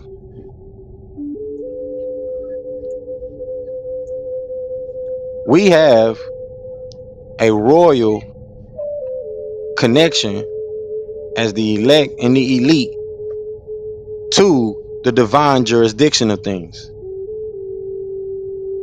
So it doesn't matter if you're in a secular court, whatever form of court, you have the right to enforce and activate, utilize, and express that divine law, that natural law in any jurisdiction that you're dealing with. Brother Mo has been through it. Raheem, he's witnessed it personally. You can reach out to him and ask him. He'll tell you. There's been others that witness how people have went into court with just the divine constitution and the Holy Qur'an Circle 7 of the Moorish Science Temple of America and have things enforced. But we have been at each other's necks, from the Wahabians to Hebrew Israelites to Nation of Islam to whoever else, and all of the controversies that surround these different entities and nationalistic bodies of people, to where we're not coming together and understanding that we are Moorish people. This is something that has been documented by way of law, and it gives us a standing to connect us all, to lean on that etherical cord that connects us all. So if we want to explain this redemption thing, we got to really get into the fact that us as a people have to renew our mind, renew our spirit. That comes with a tuning, like a guitar, tuning up those chakras, those 7 frequency bands that exist within yourself. Those things got to get tuned up. It's not just about no paperwork and somebody, was saying, you need to get the long form of your birth certificate and you need to file it in this place and this, that, and the third. It's just as simple as these holy instructions that we're about to read tonight and putting yourself on a book of life in somebody's temple, valid temple, and a functioning in the matter of the customs of the prophet and love, true peace, freedom, and justice. And you can put in any custom long as it's in conjunction with the laws of the holy prophet that you want. And the laws of the holy prophet are the laws of the ancient scriptures that connects us all to this indigenous chief system. There were ancient chiefs and indigenous chiefs all over the planet, but guess what? They was ascended masters and spiritual masters, not just someone taking upon the title of ascended master because they want to sound cool. And that's just one of the things that these these people that do cultural appropriation to on the indigenous people utilize. And then, like I said, they get to saying things just to sound cool and don't really have no understanding of what they're talking about, especially when it comes to our ancient etherical sciences, the anatomy of the body, etc. It's the same thing in the law. We go through that. So this is why we want to get down to the practicality of these things, because there is a sacred art to to all of this. You have the liberal arts, then you have the things that are gonna carry the liberal arts forward, because you have those seven, that number seven again, that shows up. So we know the logos, we know the logos, and the logos was given to us so we can master the animal self, we can master the lower self, and we can exist in our higher self, live in our higher self, communicate with our higher self, live as our higher self. And we do that with that sacred art, which we have access to. And like I said, we have the opportunity to develop a Yale, a Harvard, which we have done before in the past. So there are indigenous universities. There are indigenous universities dedicated to the divine wisdom, that sacred art that connects everybody all over the planet. But if we want to add the fancy descriptions, the details, the fancy looking infographics and things like that, we have to do the work. We have to come together and be creative and do the work. We have our own university and school district that has been acknowledged not just by America, but also international bodies. We are a global citizenship school in this particular branch temple. So we help people become global citizens, citizens of humanity, of the world, not just tied into one constricted location. And this is why we have to get in tune with our new logical perspective. And we start going more into the new logical perspective. Like I said, we'll be doing here more and more and more. But y'all gonna have to get into El's Holy Injiyl.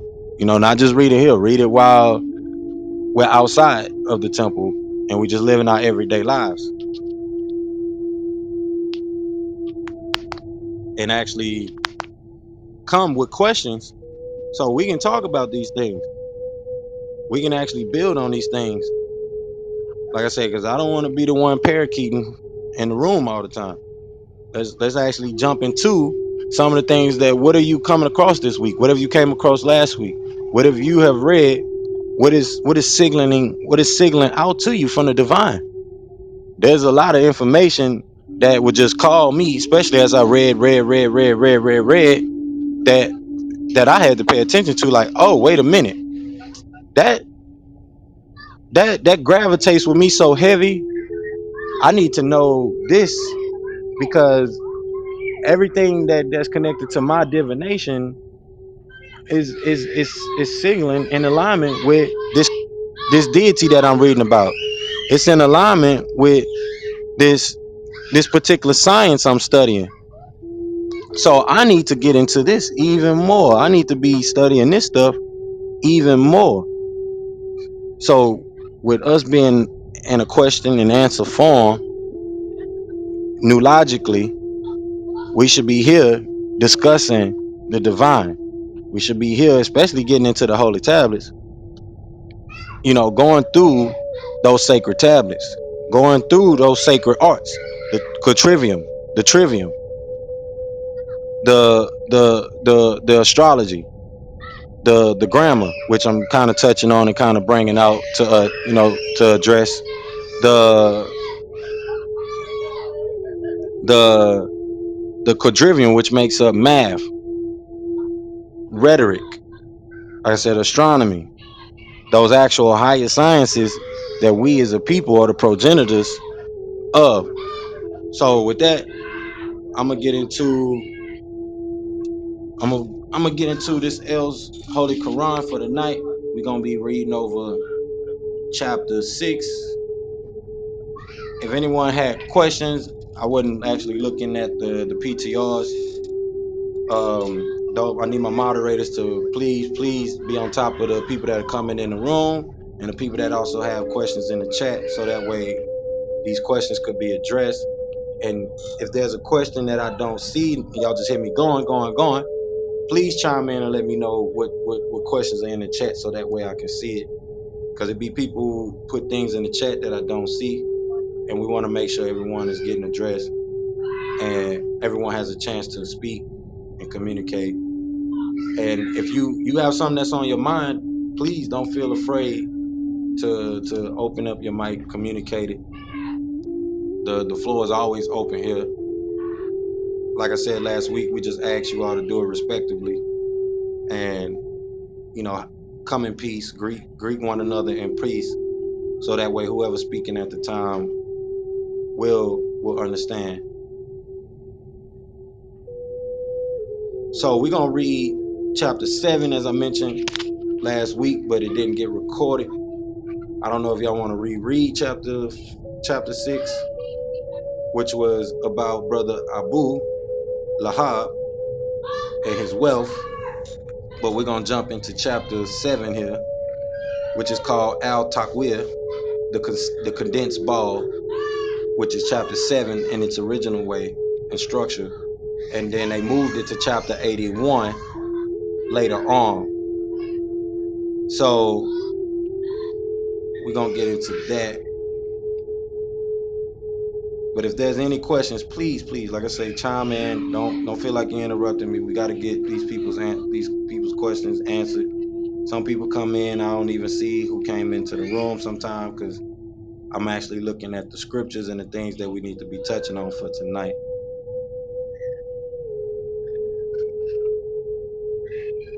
But with that, if no one had any questions, or there's not any questions in the chat or anything like that, we're gonna jump into this chapter 7.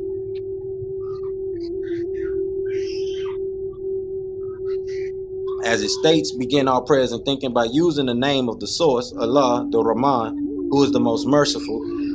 The commentary, as it reads, when the sun is condensed into a ball and the Najum are darkened, when the mountains are moved, when Al Isha are gathered, when the seas are caused to boil and burn, the Nufus are remated.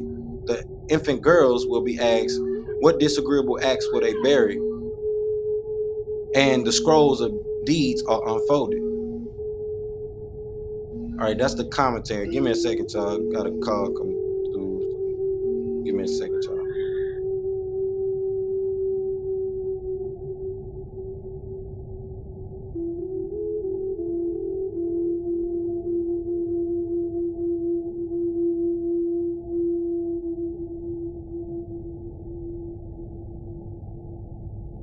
All right, y'all. So we're gonna get into this verse.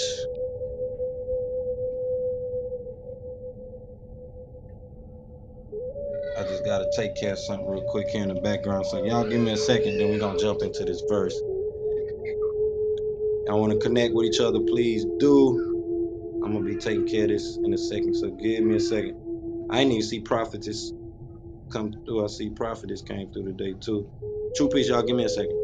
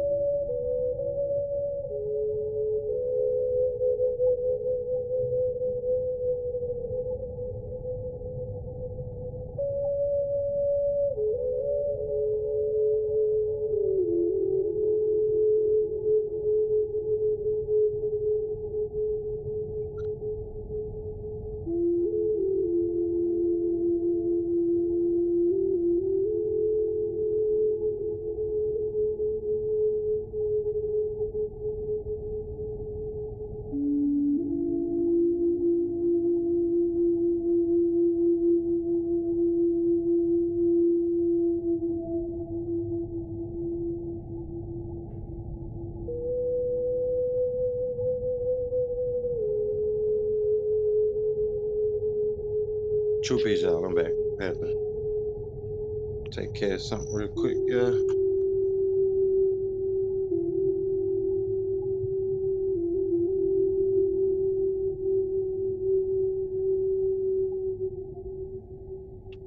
All right, y'all. So we're gonna get into chapter 7, as I was saying earlier. True peace, brother Jonathan. I see you. Welcome, welcome, welcome. I'm sorry I didn't get a chance to greet the prophetess as she came in.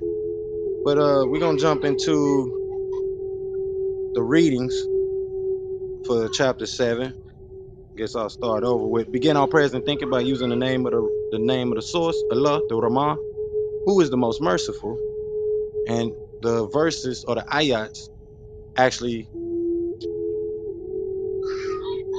hold on, something pop up real quick.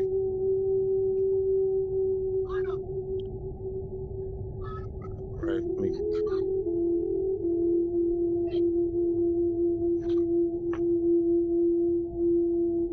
all right, so the verses actually read, when Al Sams or Shams, the sun, loses its light, and it is condensed into a Katwira,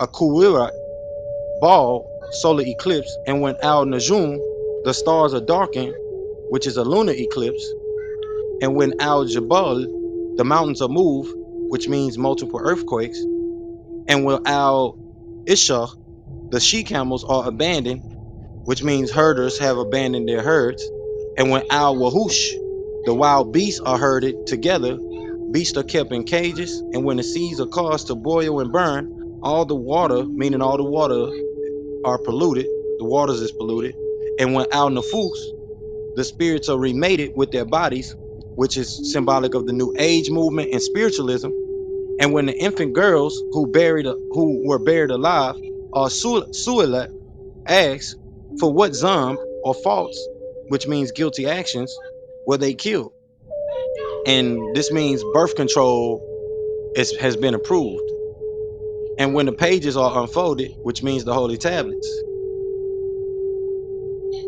So just that right there alone is kind of giving y'all a hint of what chapter 7 is talking about, which is, like I mentioned last week, chapter 6 is talking about these days and times, not after Islam goes through its certain phases that it went through, but that the brother Abu Lahab, his wealth will not be needed in this day and time in the future that we're in now, y'all. Their wealth, the wealth of these people that are like Abu Lahab, their wealth will not be translated over into the future because we're going into a different psychology, a different mindset, and a different way of living. And like it's saying, when spirituality and the new age movements are taking over and people's spirits are remated with their bodies. For example, I was hit by lightning at the age of 17 in the year 2007, which is also a very symbolic number that we read about in the El Soli Injiyl we touched on before. So understanding the importance of these things, because we want to make sure we address that before we go into the next verses or the next verses on this ayat or these next ayats.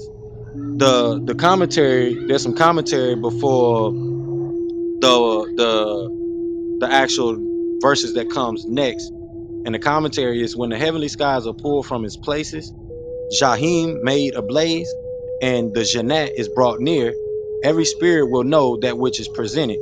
He doesn't swear by the orbiting stars and the setting Kunas, the Qur'an, a saying of Rasul Muhammad. He is the source of power in the essence of the throne. So these are the next things that the Quran is about to touch on. That's why the commentary is there, because it gives you an insight of the next things that are actually being touched on. So the next verse states, or the next ayat states, and when Al Sama'u, the heavenly skies are pulled from its place, meteorite showers and stars, that's what it means. And when the Jahim, hell, is made to blaze, which means the volcanoes, And when the Jannat, which is the enclosed garden of delight or Garden of Eden, is brought near, which means the last days, then every nafs person will know that which it has presented. I, Elohim Mikael or Marduk, do not have to swear by Al Kunas, the movement of the solar system and stars, or astrology, meaning astrology. The running and the Kunas guiding the gliding constellations, which means the zodiacs, the zodiacal, and by Lelul, shadow hour period when it ends, and by the Suhuf, the Subha, early daytime hour when it dissolves into the light of day. Surely it is a core saying of one sent, which is new school of Arch Angel Gabriy'El. In honor, this is the source of power within the essence of the throne that has a firm place. So the next commentary is Ahmad is faithful in Amin, which uh, it goes into the Meccans. Muhammad is not Majnun. He saw Gabriel on a clear horizon, or Archangel Gabriel, or Nusku, as it goes into, is not reluctant to teach him about the Gaib. Quran is not a saying of Al Shaitan. Quran is a reminder to the known worlds. So the Quran is a form of dhikr to remind you of the Torah and the earlier lights that have been passed down and downloaded to us as a people. That outformation that has came in mid formation, and now we have it as information here in these days and times, or on this planet. So the next ayats read, He, El Elo, is one to be obeyed, for he is Amin, faithful and trustworthy. And oh, you Inosites of Mecca, your companion Muhammad has not gone mad. He is not Mujnun, possessed with a jinn or cherubim, meaning Muhammad is not possessed, as is mentioned in the Quran. The Meccans thought that Muhammad was possessed by a jinn or a demon. So continue on, it says, and indeed he, Ahmad, saw him, Nusku or Gabriel, on the clear horizon, and he, the Elohim Anunnaki Nusku, Gabriel, is not reluctant to teach you, Muhammad, about the secrets of the Gaib, which is the unseen, the Gaib, which is the unseen. It's pronounced similar to Gabriel, a Gaib. So continuing, it says, and it is not a saying of the rejected Al Shaitan, the cursed disagreeable or malevolent one. So where are you, Inosites, going? It, the Quran, is but a dhikrun, reminder for all the known worlds. It is for those of you who want to be on the straight path. And you, the Inosites, would not will it if the source Allah, the Ra, who is the master or sustainer of the known worlds, did not will it for you. Sudaka Allahu el Azim. So the Quran, as some like a lot of the Muslims say, or especially Orthodox Muslims say, the Quran really does touch on some futuristic things that, if you view it from its actual proper translation versus the Orthodox versions that have been given to us, and you actually align it up from a new logical perspective, understanding who the Anunnakis, the Elohims, and these cultural traditions and stories and deities that have been discussed going beyond the planet, oh, then it starts to make some sense and get clarity, especially when you take it back to the Torah, you take it back to the Enuma Elish, and a lot of mainstream scientists try to say that, oh, those are just fairy tales and things like that. Those are the rhetorical statements also of mainstream science, but they use a lot of the rhetorical knowledge from the the Sumerians, the ancient Egyptians, and they use this as actual factual scientific reasoning and studies. But then when it comes to the culturalism that's tied to this, it becomes fairy tale. So this is why we end up with new ageism and spiritualist movements and not understanding that divine and mental connection, that etherical connection that we have to the divine, and the the intellect of the divine intelligence, who we know as Anutum etc. So just wanted to make sure we did that. We want to go into any current events that y'all want to discuss for the night. I know some crazy things have been happening across the world, especially in the financial world. Um, but like I say, always we want to get into some good news that's been taking place across the planet as well. As well, we don't want to always dwell on the bad news or let that be the topic for our current events. We want to actually get into things that are you know that are actually good news for us as a people. That's what we're about. We're all about spreading the good news, which is the gospel, the gospel of the sons of man. And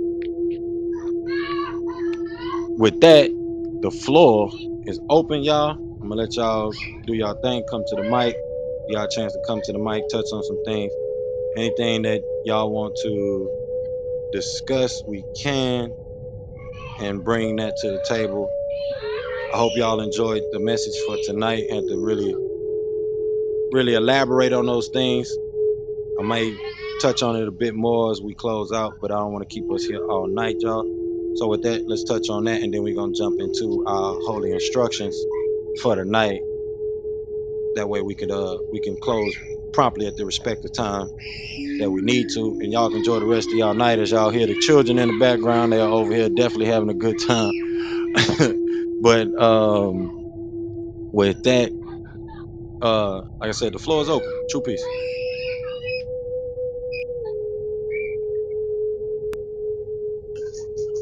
Thank you, Noble. I just wanted to apologize if you had called me a couple of times, or if I had to speak. I was actually at work listening while I was able to, and I just arrived home and I'm running me a bath now.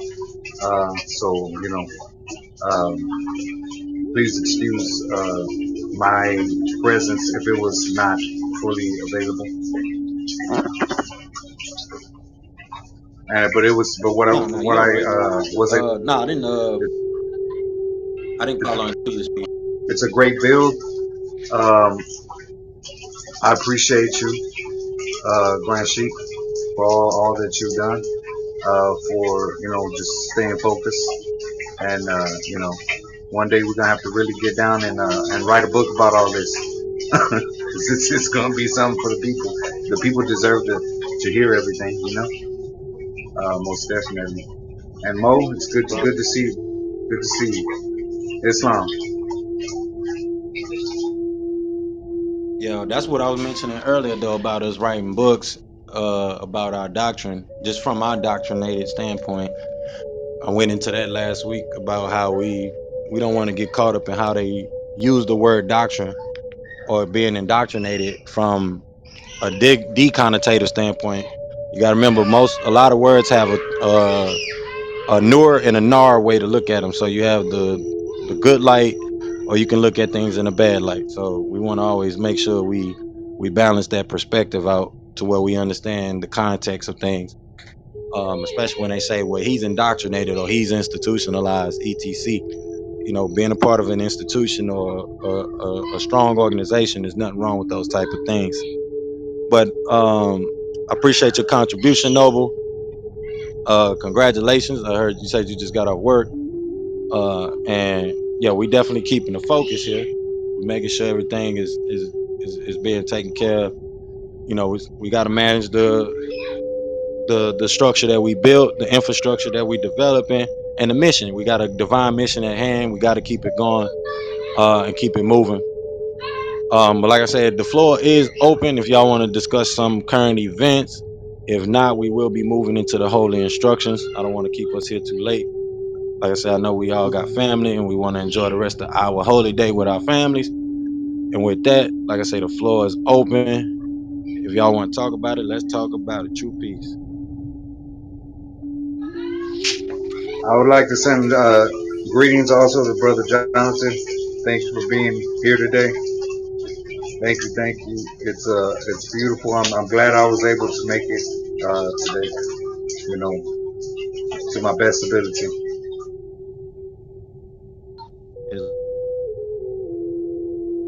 Islam. Man, I'm Thank you. still psyched out about last week because I know, brother. Go ahead, Jonathan. Trying to say something? Go ahead. I was just saying true peace, but you can continue. I'll hear what you have to say first. True peace. Well, I was gonna say last week. You know, you was here last week. You know, we dug in last week. You know, brother Mo was here. We really went in last week. You know, we dropping the things that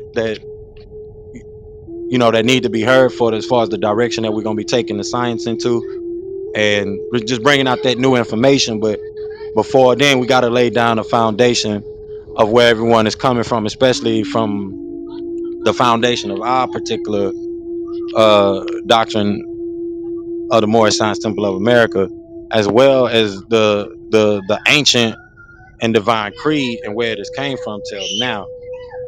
So I don't know if you want to chime in something something about the current events, brother Jonathan, but the floor is open over. Yeah, I was actually curious about the true peace. Thank you. Yeah, I was curious about the whole financial markets. I know that there was something about the Fed doing some type of changes or making moves that was supposed to kind of light up the markets, but everything's kind of seemed to be in a lull state. I think right. I don't know. Even today for me has been kind of felt like I was hit with this peace bomb, so to speak. It almost seems like everything's kind of in this coming into clarity and perspective, and so it's kind of like, whoa. I think a lot of people are getting hit with this. Whoa, this is a big project. But I think there's a lot of people out there that don't necessarily see how to enter that gate to get involved. So it's kind of like, yeah, they see the big project and all the things that need to be done. So yeah, being consistent and having something for those who have eyes to see and ears to hear is kind of what I'm into, but I haven't paid too much attention to the news other than just kind of looking at those financial markets and kind of being curious what's going on. I am curious. I know the last two meetings have been the bomb. They've been awesome. They've all so much good information. I am curious about the brokerage system and getting brokers involved to where they're working with the flip side of Bitcoin and actually working with Bitcoin and helping, because like these forex traders and all these guys out there starting to get in crypto and all these different types of commodities. I don't think they're too keen on what it means to bring people together based on a family level. It's kind of spreading outwards rather than um, getting grounded and solidified into the truth of what we're looking at. So just kind of brainstorming, throwing that out there, sharing my piece today. Thank you. The True mark. peace, true peace. I don't know Yeah, what you're definitely right about that.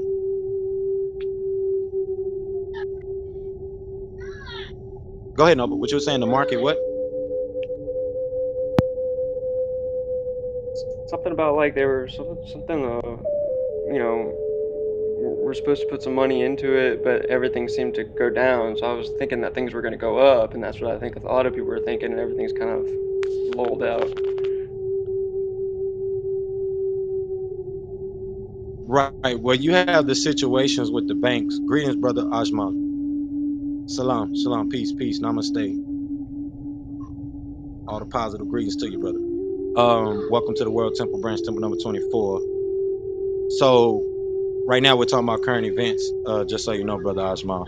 But there has been a lot of issues with the banking situation, not just here in America, but across the world. Brother Ajmal, if you want to come on stage, make sure you click that block of words at the top that says World Temple. Let me know in the chat when you've done that, then I'll bring you up on stage. I don't know if you are already a temple member, but let me know. Click the block of words that say World Temple, click join, and then come back to the chat and let me know that you've done that, then I'll bring you on stage. That's just to protect the space that we have here. So yeah, there is a situation with the banking like I said, not just here in America, but all over the world, you have the situation where the chancellor just recently had a public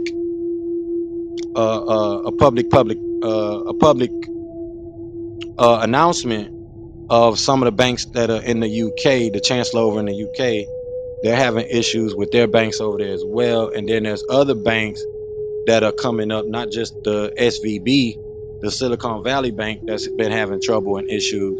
There's more banks now that are being caught up with the the It's the stagnation or the right the implementation of ISO 20022. Um, they're basically converting, if I can, Noble Grand Sheik. yeah. Go ahead. They're changing everything over from the financial system to where it's paper fiat currency. Now they're turning everything into quantum computing, using Bitcoin as a catalyst. That's basically it. Bitcoin is a catalyst of everything because let's be honest. In I want to say they bullied their way into the game, but the truth of the matter is they strategically placed themselves accordingly, took time to grow, and as we all know, when you take your time to grow a fan base, that means they're very, very loyal and they've stuck with you from the beginning. And so it's very, very large, almost the size of fiat now. I would say 2 years ago I wouldn't even have said that, but now it's coming to the point to where now if you hear about money, Bitcoin's a conversation that comes along with that now. Like no matter what, or if you don't know Bitcoin and you know cryptocurrency, somebody's eventually going to bring Bitcoin to you and wonder why you never heard of Bitcoin before you heard of the currency you're dealing with. So, Yeah, that's so in it's just real conversation. So basically, Brother Jonathan, to answer your question, we're switching over to quantum computing, and that is really what's going on right now. As much as I do not like to mention, there's a few people like XRP and stuff like that that are leading in contracting, but in reality, if anybody does their history and the mathematics, they will see that we actually did ours 2 years before, and theirs is almost, aside from them, because they know that they can't legally, since they don't have the diplomatic rights to, they cannot officially call themselves a currency, but they can call themselves a smart contract and token. So what we have is Bitcoin credits as the nominee, and we also have smart contracting along with that. So that's what actually makes us a Bitcoin credit, Bitcoin accreditation system. So I don't know if that answered everything, but there you go. yeah. I want to add on to that. So the other major news that is key is the SEC with Coinbase, them going back and forth, and like brother Kaba just mentioned, that the quantum system is coming online, and you have the issues between the SEC also with XRP and or Ripple. So you have a lot of major conglomerates and major players in the industry as far as the innovation of finance and where we're going with it. They're clashing, and they're clashing with the regulators, which that is actually going to be a good thing, not necessarily something that holds us back. A lot of people in the crypto space think that those clashes are going to hold us back, but this is actually something that does benefit the people. So when we talk about the financial things that are happening with the banks and the bankers, a lot of people are becoming more interested in crypto. You had Bitcoin jump also this past week solely because of the banks and what's happening with the bank. But like the brother was saying, the XRP and a lot of them, they do have their smart contract token, but the rift that is going back and forth right now is about if they are securities versus actually being a actual currency, or or just a a a virtual currency, or an actual security, because a lot of those smart contract tokens, they were actually issued as securities, but they have not been deemed as securities or registered with the SEC, and they haven't did their proper documentation. And that extends from major cryptos to even smaller cryptos, but all of your major cryptos from MakerDAO to XRP, Ripple, to even Coinbase, and what Coinbase has been doing, a lot of those platforms, or not platforms, but a lot of those tokens have not registered properly with the SEC. So that's been major news on top of the banking thing, because now a lot of people are waiting for what the next information is going to be. And like you're saying, brother Jonathan, the forex people are on edge about it. A lot of people in all of the different spaces of the crypto world, or just the finance world, whether it's the broker, whether it's the banker, the people that's in the lending world, all the different genres of finance are on edge of their seats about this situation, because it's really going to affect how we do things in the future. And like brother Kaba just said, you have the quantum system and the new ISO standard, which is built on the catalyst of Bitcoin. All of them have been deemed to be securities, as the the commissioner for the SEC has mentioned. So you're gonna have a lot of different things happening in conjunction with that, especially with the banking crashes that are taking place.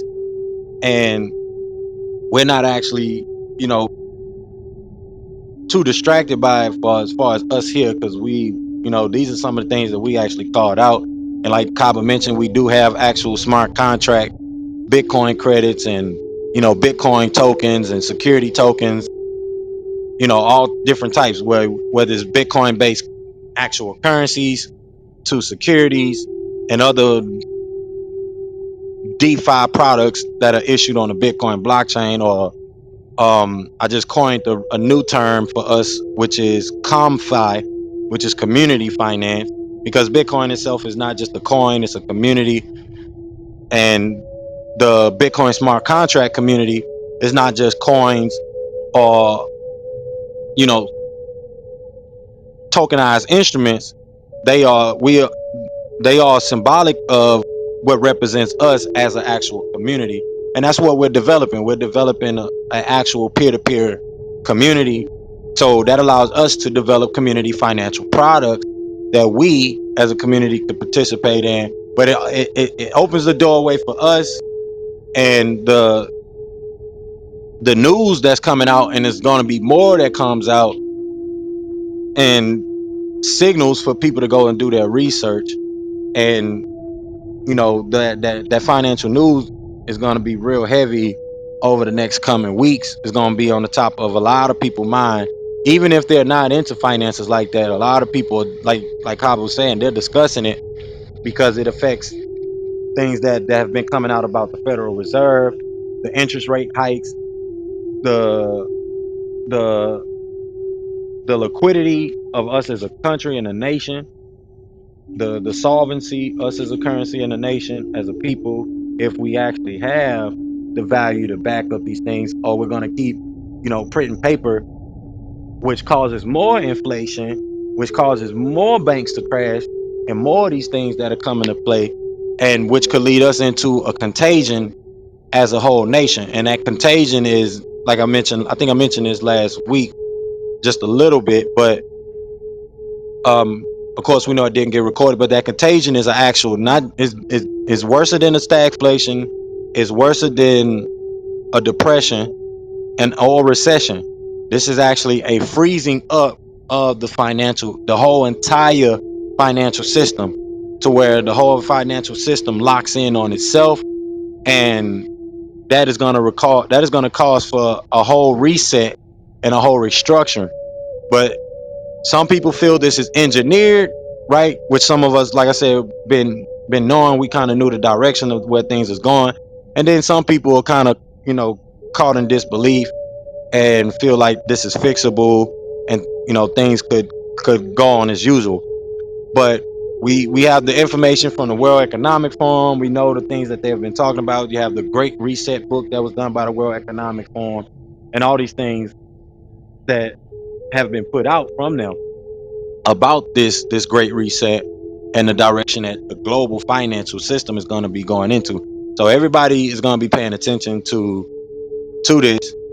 And like I said, we don't want to just talk about the bad news. We want to also talk about the good news. So we don't want it to be a distraction from all of the changes that are coming for the world, but also for indigenous peoples who are going to be in the perfect position to pivot, to bring in the change and be the beneficiaries of those changes, to where we are strengthening ourselves as a people, especially as indigenous people.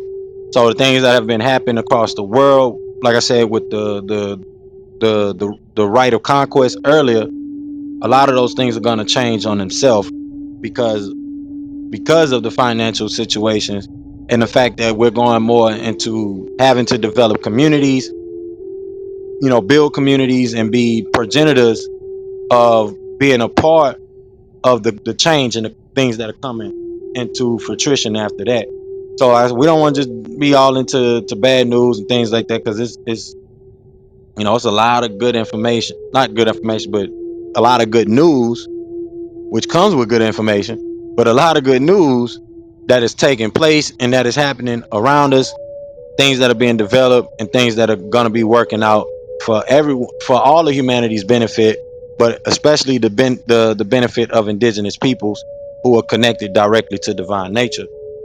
And on a opposite perspective of the bad news, there's a chance to make a lot of money, especially like you saying, Brother Jonathan, with the forex. This is an opportunity for those that are trying to get into the markets to get into the market. I'm gonna send you that link today, so that way you could have the same broker that I have, which is an international broker that you can use. And congratulations on getting with forex.com. I remember you mentioned that to me earlier, but I can also connect you with international brokers.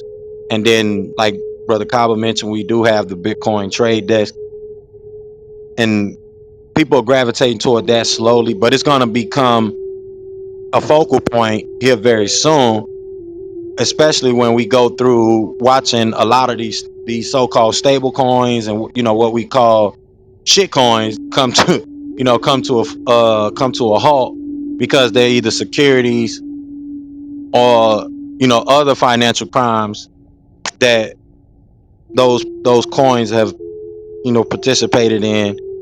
They treat some of them coins as money when in actuality they are securities, and they use those coins to raise capital for other world projects outside of actually what they said that they were going to do and things like that. So when people start to kind of go back and do their homework, we know, as it's been projected, that at least 90% of these coins are going to be falling to the wayside, and that opens up the door for what we have established here for all global humanity.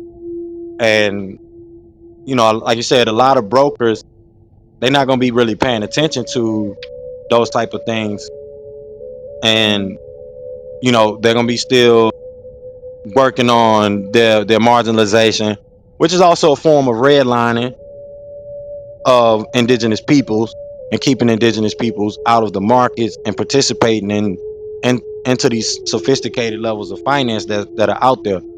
So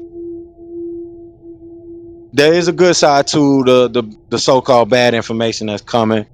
It plays in some people's favors, then it plays in uh, a disadvantage for other people. So like I said, a lot of people for the next coming weeks, they're going to be into this global financial information and news that is coming out. And we're gonna keep our heads tied into it, but like I said, we also want to be tied into some of the other positive things like that. I'm not a person that keep his head in the news that much either. So I really don't really watch the news like that myself. But there's a lot of good news out that's being put out and coming out, especially in politics with Trump. They're trying to arrest Trump. I think we talked about that last week, but now it's becoming even more of a serious thing where they want to arrest Trump. And being in discussions over the past week in certain spaces, they actually think it's going to benefit Trump. A lot of people really think this is going to benefit Trump in the long run, and we're going to see. You have some pushback from the CBCDs, from certain politicians. You had a major bill being pushed by some Texas senators to have Texas separate from America. So that's being taken serious now on a whole nother level. So it's a lot of news that's coming out that we want to be tuned into.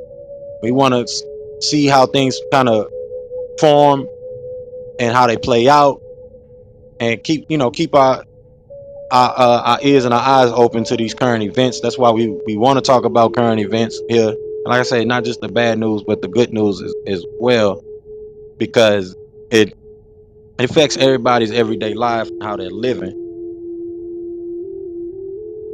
But with that, y'all, let's jump into these holy instructions, because our people need to know how to get involved with joining the Moorish Science Temple of America, and what is the process that they need to go through to join the Moorish Science Temple of America, and why, when I said earlier, we do not need all of the status correction and patriot movement things that are out there that confuses our people,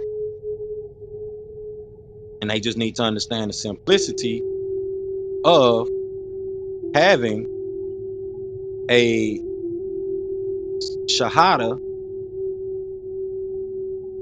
which is someone witnessing your proclamation, your claim to nobility, to renewing yourself, to renewing your spirit.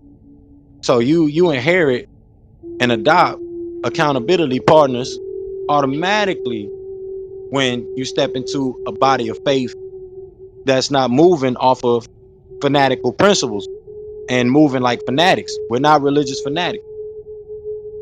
We're not here to be fans of these aphorisms and philosophies and culturalisms that are used by religious fanatics. We're here to actually be astute of the actual ancient and indigenous culture and way of life from our ancient ancestors, which is the way of peace, the way of God, being in tune with the universe, being in tune with the divine.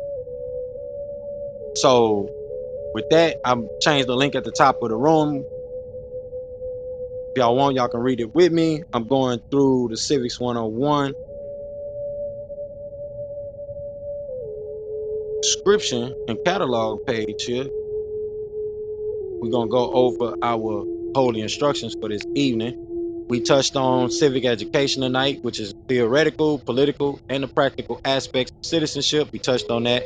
Some of the rights and duties we went into as well. Mentioned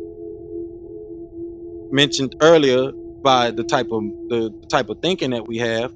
We also touched on the study of civil law and civil code, and how our people need to really become actual jurists, because that is very important, and not just be caught up in these rhetorics that are being used for the patriot movement, the sovereign citizen movement, and or the secure party creditor movement, that really a lot of our people have gave a life to, and we haven't created a neological standing for those things to be accepted in the manner that they are, especially professionally. If we really want to make these things a standard, this is why the prophet said, create the economic things that need to be created, and create them with the mindset of having quality service. So if we're not doing things neologically as well, whether that means you can create new words, you can create things out of the existing laws and grammar and the rules of grammar for whatever language, but you have to go through the process of making it a standard. And a lot of our people are not doing that. We're just adopting amateur mindset, and we do not understand that we are truly putting ourselves in a position of doing a disservice to others and ourselves. So we touched on civic virtues, went over there. We went over the cultivation of our habits, which is important for the success of any community, as I've been talking about today. We went over civic engagement, coming together to talk about these current events, these things that are taking place around us, so that way we could take action. We can take action to address these issues that are of public concern, that are concern to the whole entire community, not just one person. So with that, we should know Friday is the holy day. Oh, you who know. When the call is proclaimed to supplication on Friday, the day of assembly, hasten earnestly to the remembrance of the Heavenly Father and Divine Mother, and leave off business and traffic. That is best for you if you but knew. And when prayer is finished, then may ye disperse through the land and seek the bounty of God and celebrate the praises of God of 10 and without stint, that ye may prosper. All temple services and meetings are to be open and closed promptly according to the Circle 7 and love, truth, peace, freedom, and justice. Friday is our holy day of rest because on a Friday the first man was formed in flesh, and on a Friday the first man departed out of flesh and ascended unto his Father God of love. For that cause, Friday is our holy day for all Muslims and peacemakers all over the world. This is according to Act 2 of the Divine Constitution and bylaws by the Prophet Gabriy'El, which states all temples and subordinate temples are to conduct holy day service every Friday, starting promptly at their respective time and ending promptly at their respective time. All civilians, patrons, denizens, prospects, and ministers are expected to attend the temple for Friday holy day temple service and meeting. On Fridays, the Moorish Americans, Moorish Asians, and Moorish African Muslims and peacemakers all come together to supplicate and to illustrate that which Allah has blessed them with. The temple services are open according to divine love, truth, peace, freedom, and justice. At no time will templars, adepts, ministers, patrons, or outside congregational guests be allowed to disrupt the holy day service, nor will civilians be admitted under the influence of alcohol or any severe intoxicant. All templars, adepts, and civilians attending the holy day service must have their heads covered with either a turban, fez, or kufi, or spiritual covering. Baseball caps should not be worn in the temple or during temple service. The Sunday school temple service and meeting is mandatory, and all Moorish nationals, templars, and temple denizens must promptly attend the temple service and send their children to the Sunday school gathering, and the teacher must conform himself and herself to the temple 101 questionnaire, and let every civilian man, woman, and child exercise his or her five senses who is able to do so, because out from your Sunday school comes the guiders of the nation, and now the entire global village. According to Act 5 of the additional bylaws by the Prophet Gabriy'El, every subordinate temple should have 2 Sunday school gatherings held. The first meeting should be held 1 to 2 hours before the adult service. Children's Sunday School should be conducted by a director of the Children's Sunday School and program. The Sunday School gathering is designed to assist the temple in learning the temple 101 questionnaires and developing an understanding of just what these holy keys mean and how they are to be applied to our everyday lives. The Divine Constitution and bylaws with the Moorish prayer, the Holy Covenant of the Asiatic nation, El's Holy Injiyl, El's Holy Qur'aan, and the civic lessons of the Holy Temple of Moorish Science are also subjects of major concern for the apprentice who is trying to complete his or her mandatory requirements for pronouncing their temple civilianship and global nationality. All lessons for the adult Sunday school gathering must be prepared by a Grand Sheik, a divine minister, or an assistant Grand Sheik. Lessons called by us, novite, additions may be submitted to the apprentice for completion and returned to the temple. Once the lessons are completed and graded, they must be placed in the active members' temple district file. The Sunday school temple service and meeting is a wonderful opportunity to study the liturgy teachings of the prophet. No civilian is to become disruptive during the Sunday meeting. All templars must bring paper and pen to the temple service and meeting, along with the basic temple literature and assignment. No templars or patron is to eat food or other snacks during the temple service or meeting, but water is permitted. All templars must attend their Sunday temple service and meeting as diligently as they attend their holy day temple service and meeting. Both were called out for by the Prophet Gabriy'El and is required as a matter of temple law. According to the Divine Constitution, Act 7 in part, all templars must promptly attend their temple services and meetings and become a part and parcel of all uplifting acts of the Moorish Science Temple of America, and now also Moorish Science Temple of Africa, and Moorish Science Temple of Asia, and joining world islands on behalf of all indigenous peoples. For membership, any heads of temple of all temple jurisdictions are not charged for naturalization or to overcharge for cards, buttons, or anything issued by and through the prophet. Those who contribute to any of the proceedings are not Moors, civilians, or patrons, but robbers. Temple nationality or membership in the Holy Temple's vast estate or public beneficiary trust system and brothers, kin, and kinfolk is free. Not only here, but all over the world. All kin and kinfolk desiring to become a civilian of a subordinate temple must read the messages from their temple secretary and acquire the application for naturalization, which also can be found on our website called holytemples.org, which was pinned at the top of the room just here earlier.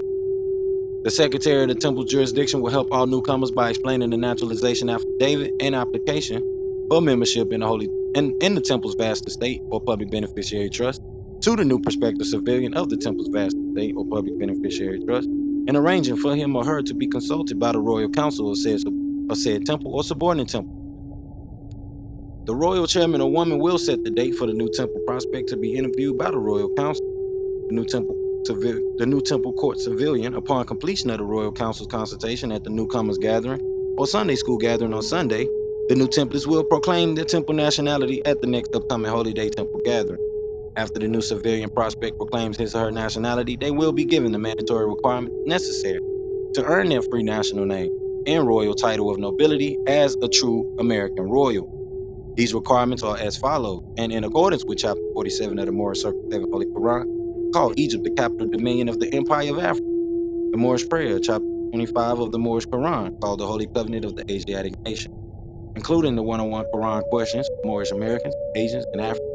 The Divine Constitution and bylaws, the additional laws and the precepts, statutes, and ordinances from El's Holy Torah, El's Holy Injiyl, El's Holy Qur'an, and the Holy Tabernacle Family Guide, and also the Holy Tablets, through our Civics 101 course in the Global Interdependent School District, and Sacred Halls of Learning, which we call New University for everyone of the global village.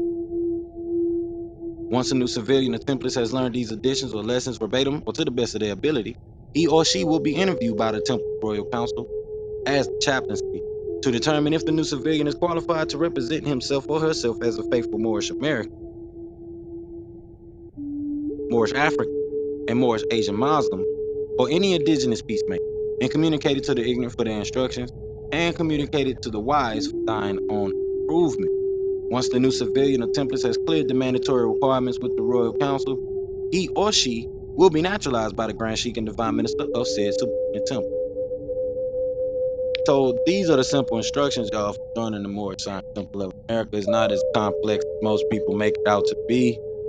All of the things that people kind of get caught up in when it comes to the patriot movement, none of those things have anything to do with changing your political status, changing your status, especially through being in your title of nobility and being considered as a national of this country. You do not have to become a non-resident alien. That's not what the prophet told us to do. All you have to do is come in, proclaim your nationality, and operate in that status. You don't have to go through the patriotism and a lot of the things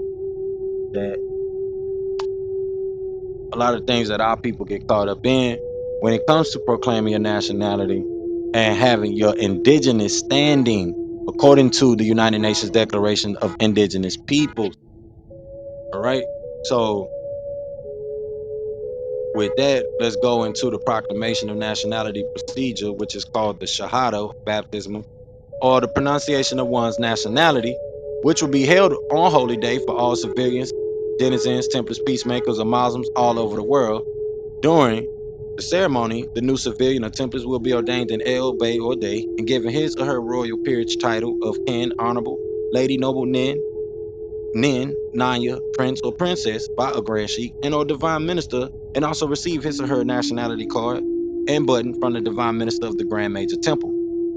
Upon conclusion of the nationality proclamation, the Grand Sheik and Divine Minister will have the civilian, templates, and temple prospect stand while he or she reads the authority of the Moorish Science Temple of America. It is by virtue of the Religious Corporation Act document that can be found in Hers Revised Statute that gives the Moorish Science Temple of America, Asia, and Africa the authority to restore the nationality and birthrights of the lost Asiatics of America, Asia, Africa, and all world islands, and give them the title to their vast estate and their heritage. The Grand Sheik and Divine Minister is to read from the card in front and have the new national state, Allah is God, and Noble Draw leader prophet, and I am Moorish American, African, or Asian, and or world islander. This is our Moorish clarification of faith or Shahada and our national pledge of allegiance. The new civilian or temptress-free national name should then be added to the temple's book of life as they enroll in the Civics 101 course in our complimentary World Civics Club. The nationality ceremony should be conducted by the Grand Sheik and Divine Minister, or any other Divine Minister so designated by the Grand Sheik and Divine Minister in his or her time of absence, and most notably by the Assistant Grand Sheik and Divine Minister. The nationality card and naturalization application must be signed bearing the name and title of the Grand Sheik or Divine Minister who issued the application and card and the date of its issue. The Religious Corporation Act is deemed a global interdependent school district and the incorporated and chartered Moorish Science Temple of America, Africa, and Asia as a religious trust and theocratic government established in 1928 on August 20th. This religious trust is the true global trusteeship system for the Holy Family of Nations, forming global nucleus. And you can get in touch with Brother Kenneth L if you go to the block of words that says World Temple, or you click on World Temple, and then you go to the members list, scroll down, find Brother Kenneth L. He's the one with the American flag in the background. Click on his profile, go to his Instagram, send him a message, let him know that you are a member of the Branch Temple number 24, and he will be happy to help you get your nationality card, and we'll send you one. And also click the link that I'm about to change at the top of the room, so that way, true peace, Brother Brian, I see you. So that way, happy holy day, no, true peace. So that way you could get your nationality card, and you could be functioning now as a national, an American national, who is on the book of life of one of these temples. And you want to make sure the temple is functioning properly, and that the temple is putting your record and their records on record with Cook County and Chicago, where these things were started, or in their local county, if they also deem that as proper, and have it on record that you are a part of a branch temple and a part of the theocratic jurisdiction. This is how you change your political status. Not all these, send this document into them, send that document into them, get your birth certificate and all these things. A lot of that has our people confused. A lot of that has to deal with just legal things, and or representing as a counsel, and presenting yourself as counsel, because you're deciding to move as an expert in law, and you might not be an expert at law. You might be an expert at working out. You might be, expert in other skill sets, but law is not your niche. So that'll have you doing something that you don't even have the strength to do, which that's not saying you shouldn't do it if you have the divine will to do so, and the will of Allah, mashallah, to do so. But there's a lot of people that are forced to get into that because they're told to do things this way and this is the procedure, and now they're chasing the tail at the end of the donkey and not really structuring themselves the proper way. For those that do understand these things, this is why it's best to set up institutions such as we have structured for our people, especially institutions that could be trustees and be contracted as trustees for our people and do service. Like I said, we're doing a lot of disservice to ourselves and our people the way we're doing these things and the information that's being gathered. I don't mind saying the same thing to any and everybody, especially this branch temple, and we have other members like the Divine Minister Kenneth L, who's always doing things. He's always politically active. That brother is out and about the highways and byways for us as a people, and very politically active, making things happen. Even if you just don't reach out to him about the cards, you want to keep up with Brother Kenneth because he's always in meetings. He's always going to people of different faiths. He's doing meetings with the churches. He's at political events. He's linking up with other black nationalistic groups and extending the olive branch to them and showing that we as Moorish people, we're not against ourselves. We're not race haters. We're not race traitors or any of those things that a lot of people try to stitch onto us as a label. We are for our people. The divine works show that we are for our people. We're trying to wake our people up and uplift fallen humanity, but we have to do it with some practicality. We have to do it with practical ways, with practical, logical ways of thinking. And at this point, new logical, as I've been mentioning today, we have to wake up and use our divine mind and tap into our divine mind. It doesn't mean that we ignore the animal, the body, the spirit, the flesh, but that does not override the divine mind. That does not mean that we won't feed ourselves. That does not mean that we won't do the basic necessities that we need to take care of the body. But the body doesn't quicken the spirit quickens the flesh. So with that, y'all, we're gonna go into these mandatory messages from the prophet, man, because I don't want to keep us here all night. Like I said, we're gonna do things promptly and at their respective time. So we're gonna jump right into the mandatory literature. The prophet has a message that he want to convey to all of the members of the Moorish Science Temple of America. He has some instructions, and we're gonna go over those instructions. Islam, the prophet say, "Be faithful unto your forefathers' divine and national creed, that you will learn to be blessed, that you will be blessed for your good deeds that you sow in the flesh. Allah is the one that judges the world, and His judgment is now on, but the weak can comprehend it not. The end of time is drawing near, so says Allah to His divine prophet, Ali. And that's why many hearts have been turned to stone, and many have eyes to see, but cannot see, ears to hear, but cannot hear. Least they would be confounded of their sin. These are the trying hours now, dear Moors, and every evil spirit is moving, and they're trying every weak mind to overthrow and drag out the true foundation that has been laid, and to cause confusion in the minds of the ones that do believe. But if you have the true love of Allah and the spirit of your forefathers, you fear not what you hear or see, but will sacrifice the utmost of your very life to protect your movement and your profit. Watching enemies, dear Moors, your enemies are the ones that speak against your prophet and ridicule him to the very low, and the ones that speak against your divine and national principles of your temple. Act accordingly, and Allah will bless you for your work, your good work, true peace, your divine prophet, Zabuwr Ali. So the the the prophet is saying, hey, just keep focused.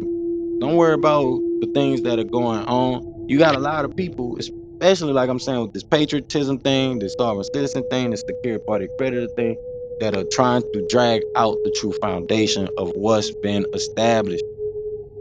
And you need to take heed. These are messages coming from the prophet, the words of the prophet himself.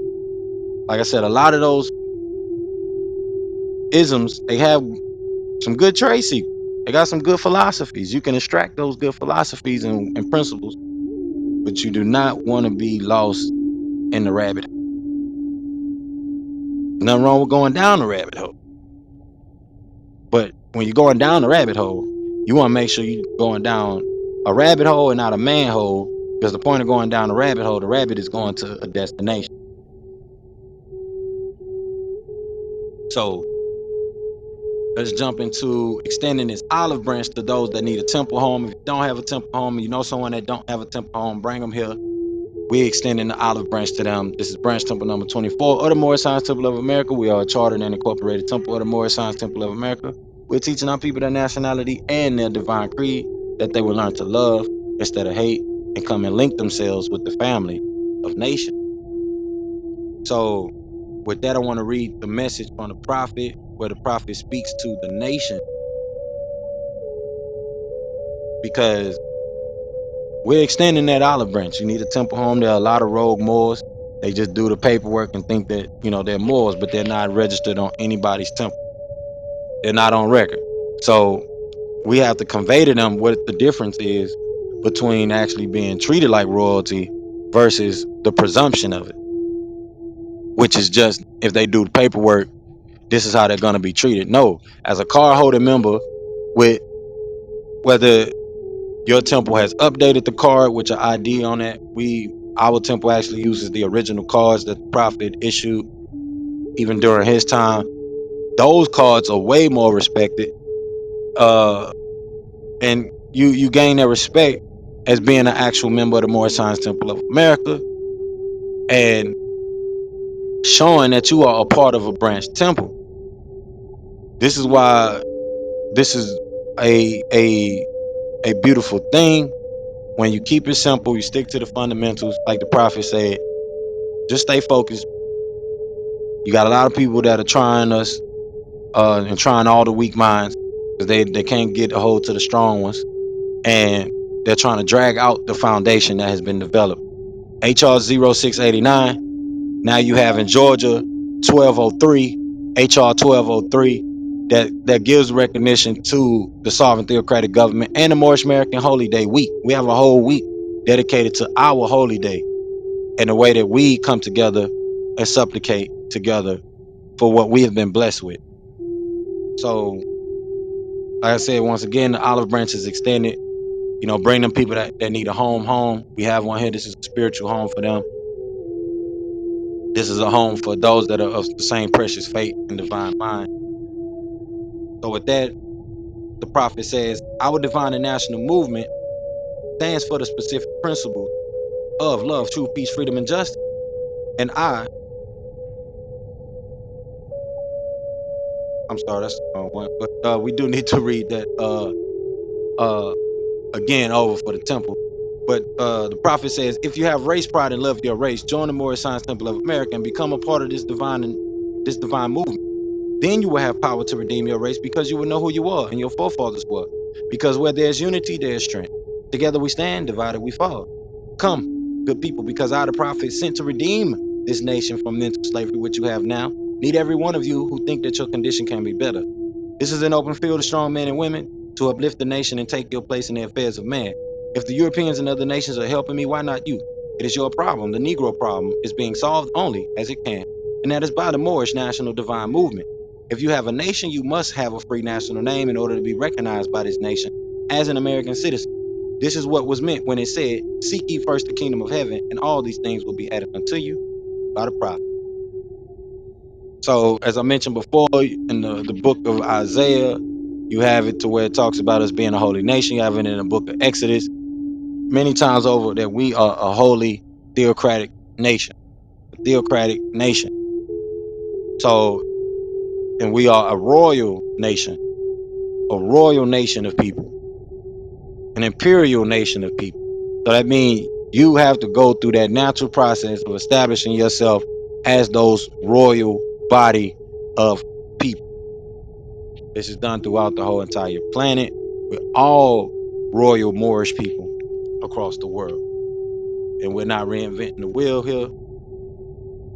We're making this path clear to Allah, to the divine. So with that, y'all, we're gonna jump into these mandatory messages. We're getting over time here, so I'm gonna close us out. I'm gonna change the link at the top of the room. Y'all want to get ready to make any last contributions? Y'all got any last things you want to add? Close it on out for the night. I want to give honors to everyone that came tonight. Y'all could be anywhere in the world, but y'all are here with me. And thank you. Truly appreciate it. We're going to keep doing the work. We're going to keep making sure that these stuff available for you all to participate in. And we're going to develop what needs to be developed. We are here. And let's jump into these mandatory meetings from the prophet, these divine warnings from the prophet. The prophet says, I hereby inform all members that they must end all radical speeches while at work and their homes are on the streets. We are for peace and not destruction. Stop flashing your card to Europeans. It causes confusion. Remember, your card is for your salvation. Failure to obey these orders will be a severe consequence. We are for love, truth, peace, freedom, and justice. And when these principles are violated, justice must then take course. Any member or group of members who hold malicious feelings toward the temple or the prophet or violate the divine covenant of the Moorish movement will receive their reward from Allah for their unjust deed. All true Moors will and must obey the law as laid down to them by their prophet. If they lose confidence in their prophet, they should turn in their card button. Peace, brother. They should turn in their card and button, cease wearing their turban and fez, and return to the state where I, the prophet, found. This is a holy and divine movement founded by the prophet Zabuwr. And if the prophet is not right, the temple is not right. The prophet therefore is sending out the divine plea to all Moorish Americans that they do their part in protecting their prophet and the temple. This is an everlasting movement founded by the prophet through the will of Allah to redeem his people from their sinful way. True peace Ali. So Prophet is saying with that, you don't want to go back to the state to where I found you, where you don't know who you are, spiritually where you are. A lot of our people, even though they come into the acknowledgement of who they are, they still be spiritually lost. They still be mentally ungrounded. Their soul is not connected to that etheric cord. They still haven't severed those ties with the disagreeableness, the deviation. They still holding on to that pack of distracting their spirit as the rest of the world is doing, and not tuning into the higher frequency. Sometimes it can be a scary thing to do. It can be a lot of power to intake, and it's just a little bit of the power that you're experiencing of the divine creator. It's those side effects that hit us in the butt, because there's a lot of side effects that come with healing yourself. Some people start throwing up and all kind of crazy stuff happen when you're healing yourself. So it's the same thing spiritually. A lot of behaviors actually come to those behaviors, just like wounds and other type of things. Those things start coming to the surface. Me and Brother Brian was talking about parasites earlier. There's not just food parasites. There are mental parasites. There's energetic parasites. There's parasitic thought form, and we have to learn to recognize that and notice those things when they happen. Like I say, I myself would suffer from a lot of anxiety sometimes, social anxiety, and other different things. And that's because of the things that I have experienced by taking on other people's energy. Normally to myself, I am okay doing my energy work, staying in that divine state. But it's not just also those things. It's also those things that come from your childhood. It's also things that you haven't went deep within yourself and really reprogram. Now, it's one thing to get there, but you still have to be strong, and you have to build that spiritual muscle, build that mental muscle, because you still have to go out into the world. You still have to deal with those things. So it's one thing to go through the detox, heal yourself, and be prepared for those things, but also be prepared for what's on the other side when it comes to what they call the spiritual battles, spiritual war that we embark upon, and the boundaries that we have to set, the standards that have to be set, and standing in the truth. So this is why, those spiritual aphorisms that we read in El's Holy Injiyl, these, this is why the Avatar Yahshua gave us those strong philosophies to stand on, because this is how we actually work through the muck and the mire in the battle between right information and wrong information, and also the ethics, morals, and principles of these different Elohims, these different septenary forces or frequency bands that we have to sift through within ourselves and in our environment. There's a lot of microwave frequencies being thrown into the environment. You have high advanced technologies that are weaponized and being used against us. You have direct energy weapons, much we can go into. But let's jump into this last message that had to be proclaimed at every temple service and meeting. That's mandatory by the words of the prophet. Islam prophet said, I'm glad to know that I have a few faithful Moors among you all, and I desire for them to know the truth and the divine truth. There's a host of jealousy about me in the movement now by the same people of outside of the nation that claim that I was only a joke and unreal. But now, since they have found out from the government officials and the nations of the earth that this is the only sole foundation that all Asiatics must depend upon for their earthly salvation as American citizens, they are working every scheme that they can to disqualify me so they may take charge of the situation. I have notified all these things to you long ago in the past. It is through the faithful Moors that attribute to the movement and uplifting fund. The ones that paid their divine respect to me in the movement will be remembered. That is why I'm calling upon all faithful Moors to increase their faithfulness to me, your prophet, and your divine Moorish movement. I need finance, and I need it badly. Never before have I needed finance so badly as I do at present, so I can shove aside the discord that is facing the nation. It all comes through jealousy because of my fame and nobility. The nations of the world will not recognize the movement without me, the prophet, being head. It has been proven by my works, which I have performed in the past few years. Prophet Noble Jew Ali. All right, y'all. With that, anybody got any last contributions for the night? I'm about to open us up for the Moorish prayer. We can close it on out for the night, y'all. Give y'all some time to come back to the mic. With that, the floor is open, and we'll be getting into our Moorish prayer in a second.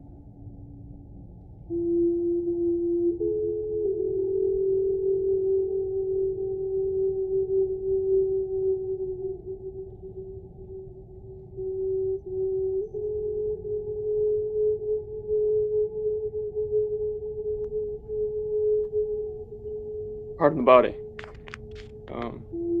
Yeah, I was just wanting to say that I think someone mentioned that the forex markets or the stock markets, trade markets, is it gambling? Now that it's on our cell phones and online, and the best answer I could say to that is wisdom is the determining factor in the long run.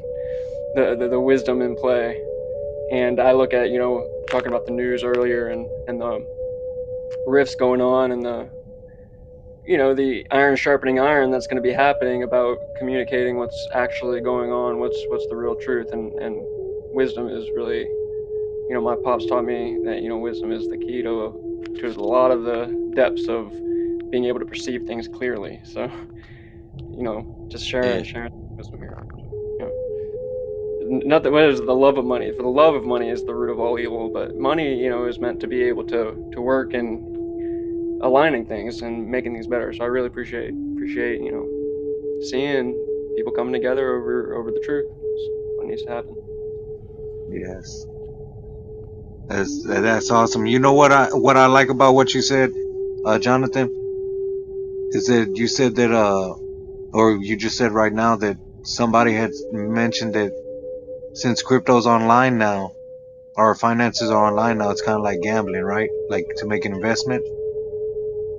But when you actually involved in the world of gambling, as we know, you can buy off teams, you can buy off players, you can buy off people in order to manipulate the scales, right? Mm-hmm. But in an algorithmic system like this, we would all have to be participating in a certain way in order for it to fluctuate. So that means we would all have to be, you understand? We would all have to be in the same mind frame. We would all have to be involved. Just like right now, we saw Bitcoin go down to 16,000, 18,000, and we all decided, okay, well, we're going to go ahead and start investing into it. And as soon as everybody started buying back into it, I mean, we raised that mug back up. Excuse my language, pardon me. We raised it right back up to 23,000 right now? Yeah, it jumped all the way to 27. Yep. Okay. So I mean, that's in a fast. It took almost a year for them to drop it down. I don't know if y'all realize that, but it took almost a year of hard work for them to actually start doing that. It didn't just dissipate overnight. You remember? It dropped Mm-hmm. down from 30s to the 20s, and then it dropped down to the 20s to about 18. It rumbled around 18, 16, and then I mean that's pretty much it. When it went back to 16,000, that's when everybody started panicking and freaking out. So you know, uh, uh, it's just beautiful. It's just a beautiful thing. The way everything's set up. I don't understand the software, but I do understand what I do comprehend. You know. Right.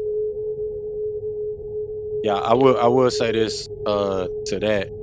If you do not build the skill set, such as what I'm doing and walking people through how to build the skill set, me and some of the people I work with, as far as that does trading, you will not be really understanding what you're doing. So that way, it could be like gambling. It could be like throwing your money away. But if you build the skill set of trading and investing, especially doing the forex, and understand when to get in the market, when to get out of the market, as Kaba kind of mentioned slightly, the the the the skill set you'll develop, and you'll start to understand that this is more of a actual trade. it's like they say trading, but this is actual a trade that you have developed, just like doing welding or, working on cars, any of those type of things, that becomes a trade, that becomes that person's trade.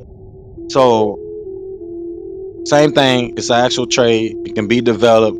You learn the psychology and all the things that come with trading, which is one of the things that we are working towards here as a community as well.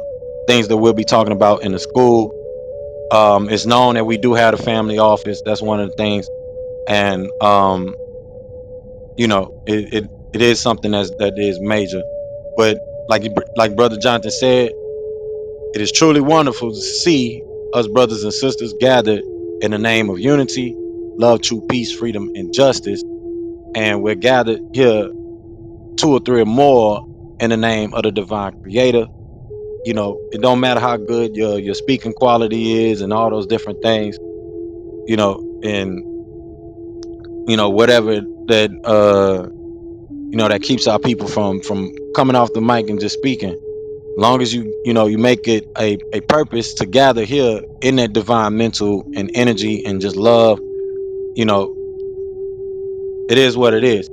You're paying it for it, and your encumbrance, you're not encumbrance, but you're embodying that frequency by involving yourself in that energy that's being spread in this space. And like I said, we keep it a heart space here. This is a, a complete and highly frequency functioning type of space. So I appreciate y'all for maintaining that and just keeping it positive for us. It's a highly involved frequency and functioning space. So uh we here to bring that every week, and we here to work and develop that every week as we go. And don't matter if you're a good speaker or not, that's not the point. uh the point is to be able to understand one another and where we're coming from, and learn each one, teach one. And with that, I appreciate y'all for the contributions. um I don't know if Brother Brian, you want to say anything, but if not, we're gonna jump right into this Moorish prayer. Much love for y'all that made it out tonight, for all the contributions. And with that, I'm gonna go into prayer. So y'all know how it go. 2 fingers up, 5 fingers up, feet at a 45-degree angle. Allah, the Father of the universe, the Father of love, truth, peace, freedom, and justice. Allah is my protector, my guide, and my salvation, by night and by day, through his holy prophet, Noble Drew Ali. Amen. With that, y'all, want to give honors to the divine creator, Subhanahu wa ta'ala. Want to give honors to the prophet, Noble Drew Ali. Want to give honors to the forerunner of the prophet, Honorable Marcus Garvey. Want to give honors to the messenger, Elijah Muhammad, Honorable Elijah Muhammad. I want to give honors to the original staff of the prophet, all those that was with the prophet, all those that came after the prophet. We want to give honors to all of the leaders and great more speakers and narrators that came after the prophet. I want to give honors to people like CM Bay, Hakeem Bay, Clarence 13X with the gods and goddesses, just all your leaders, your Ami ben Israel, Ami ben Israel with the Hebrew Israelites, or Yahweh ben Yahweh and progenitors. We're not celebrating their wrongs, but we're celebrating and giving reverence to their positive actions. We want to give honors to people also like Malcolm X, Martin Luther King, great writers that came during that time, the African liberation movement. We want to give honors to everyone that was in attendance tonight. We want to give honors to all those that'll be here this Sunday. Back this Sunday, we want to give honors to those that were here tonight as well. For everyone that came and peeked their head in. We want to give honors to everything Moorish, y'all. We know who the greatest. Allah is the greatest. And with that, true peace. Y'all enjoy the rest of y'all evening. Much love. Hua. Divine love to you all. Y'all enjoy the rest of y'all holy day. Much love. True peace. Wadu. Nah.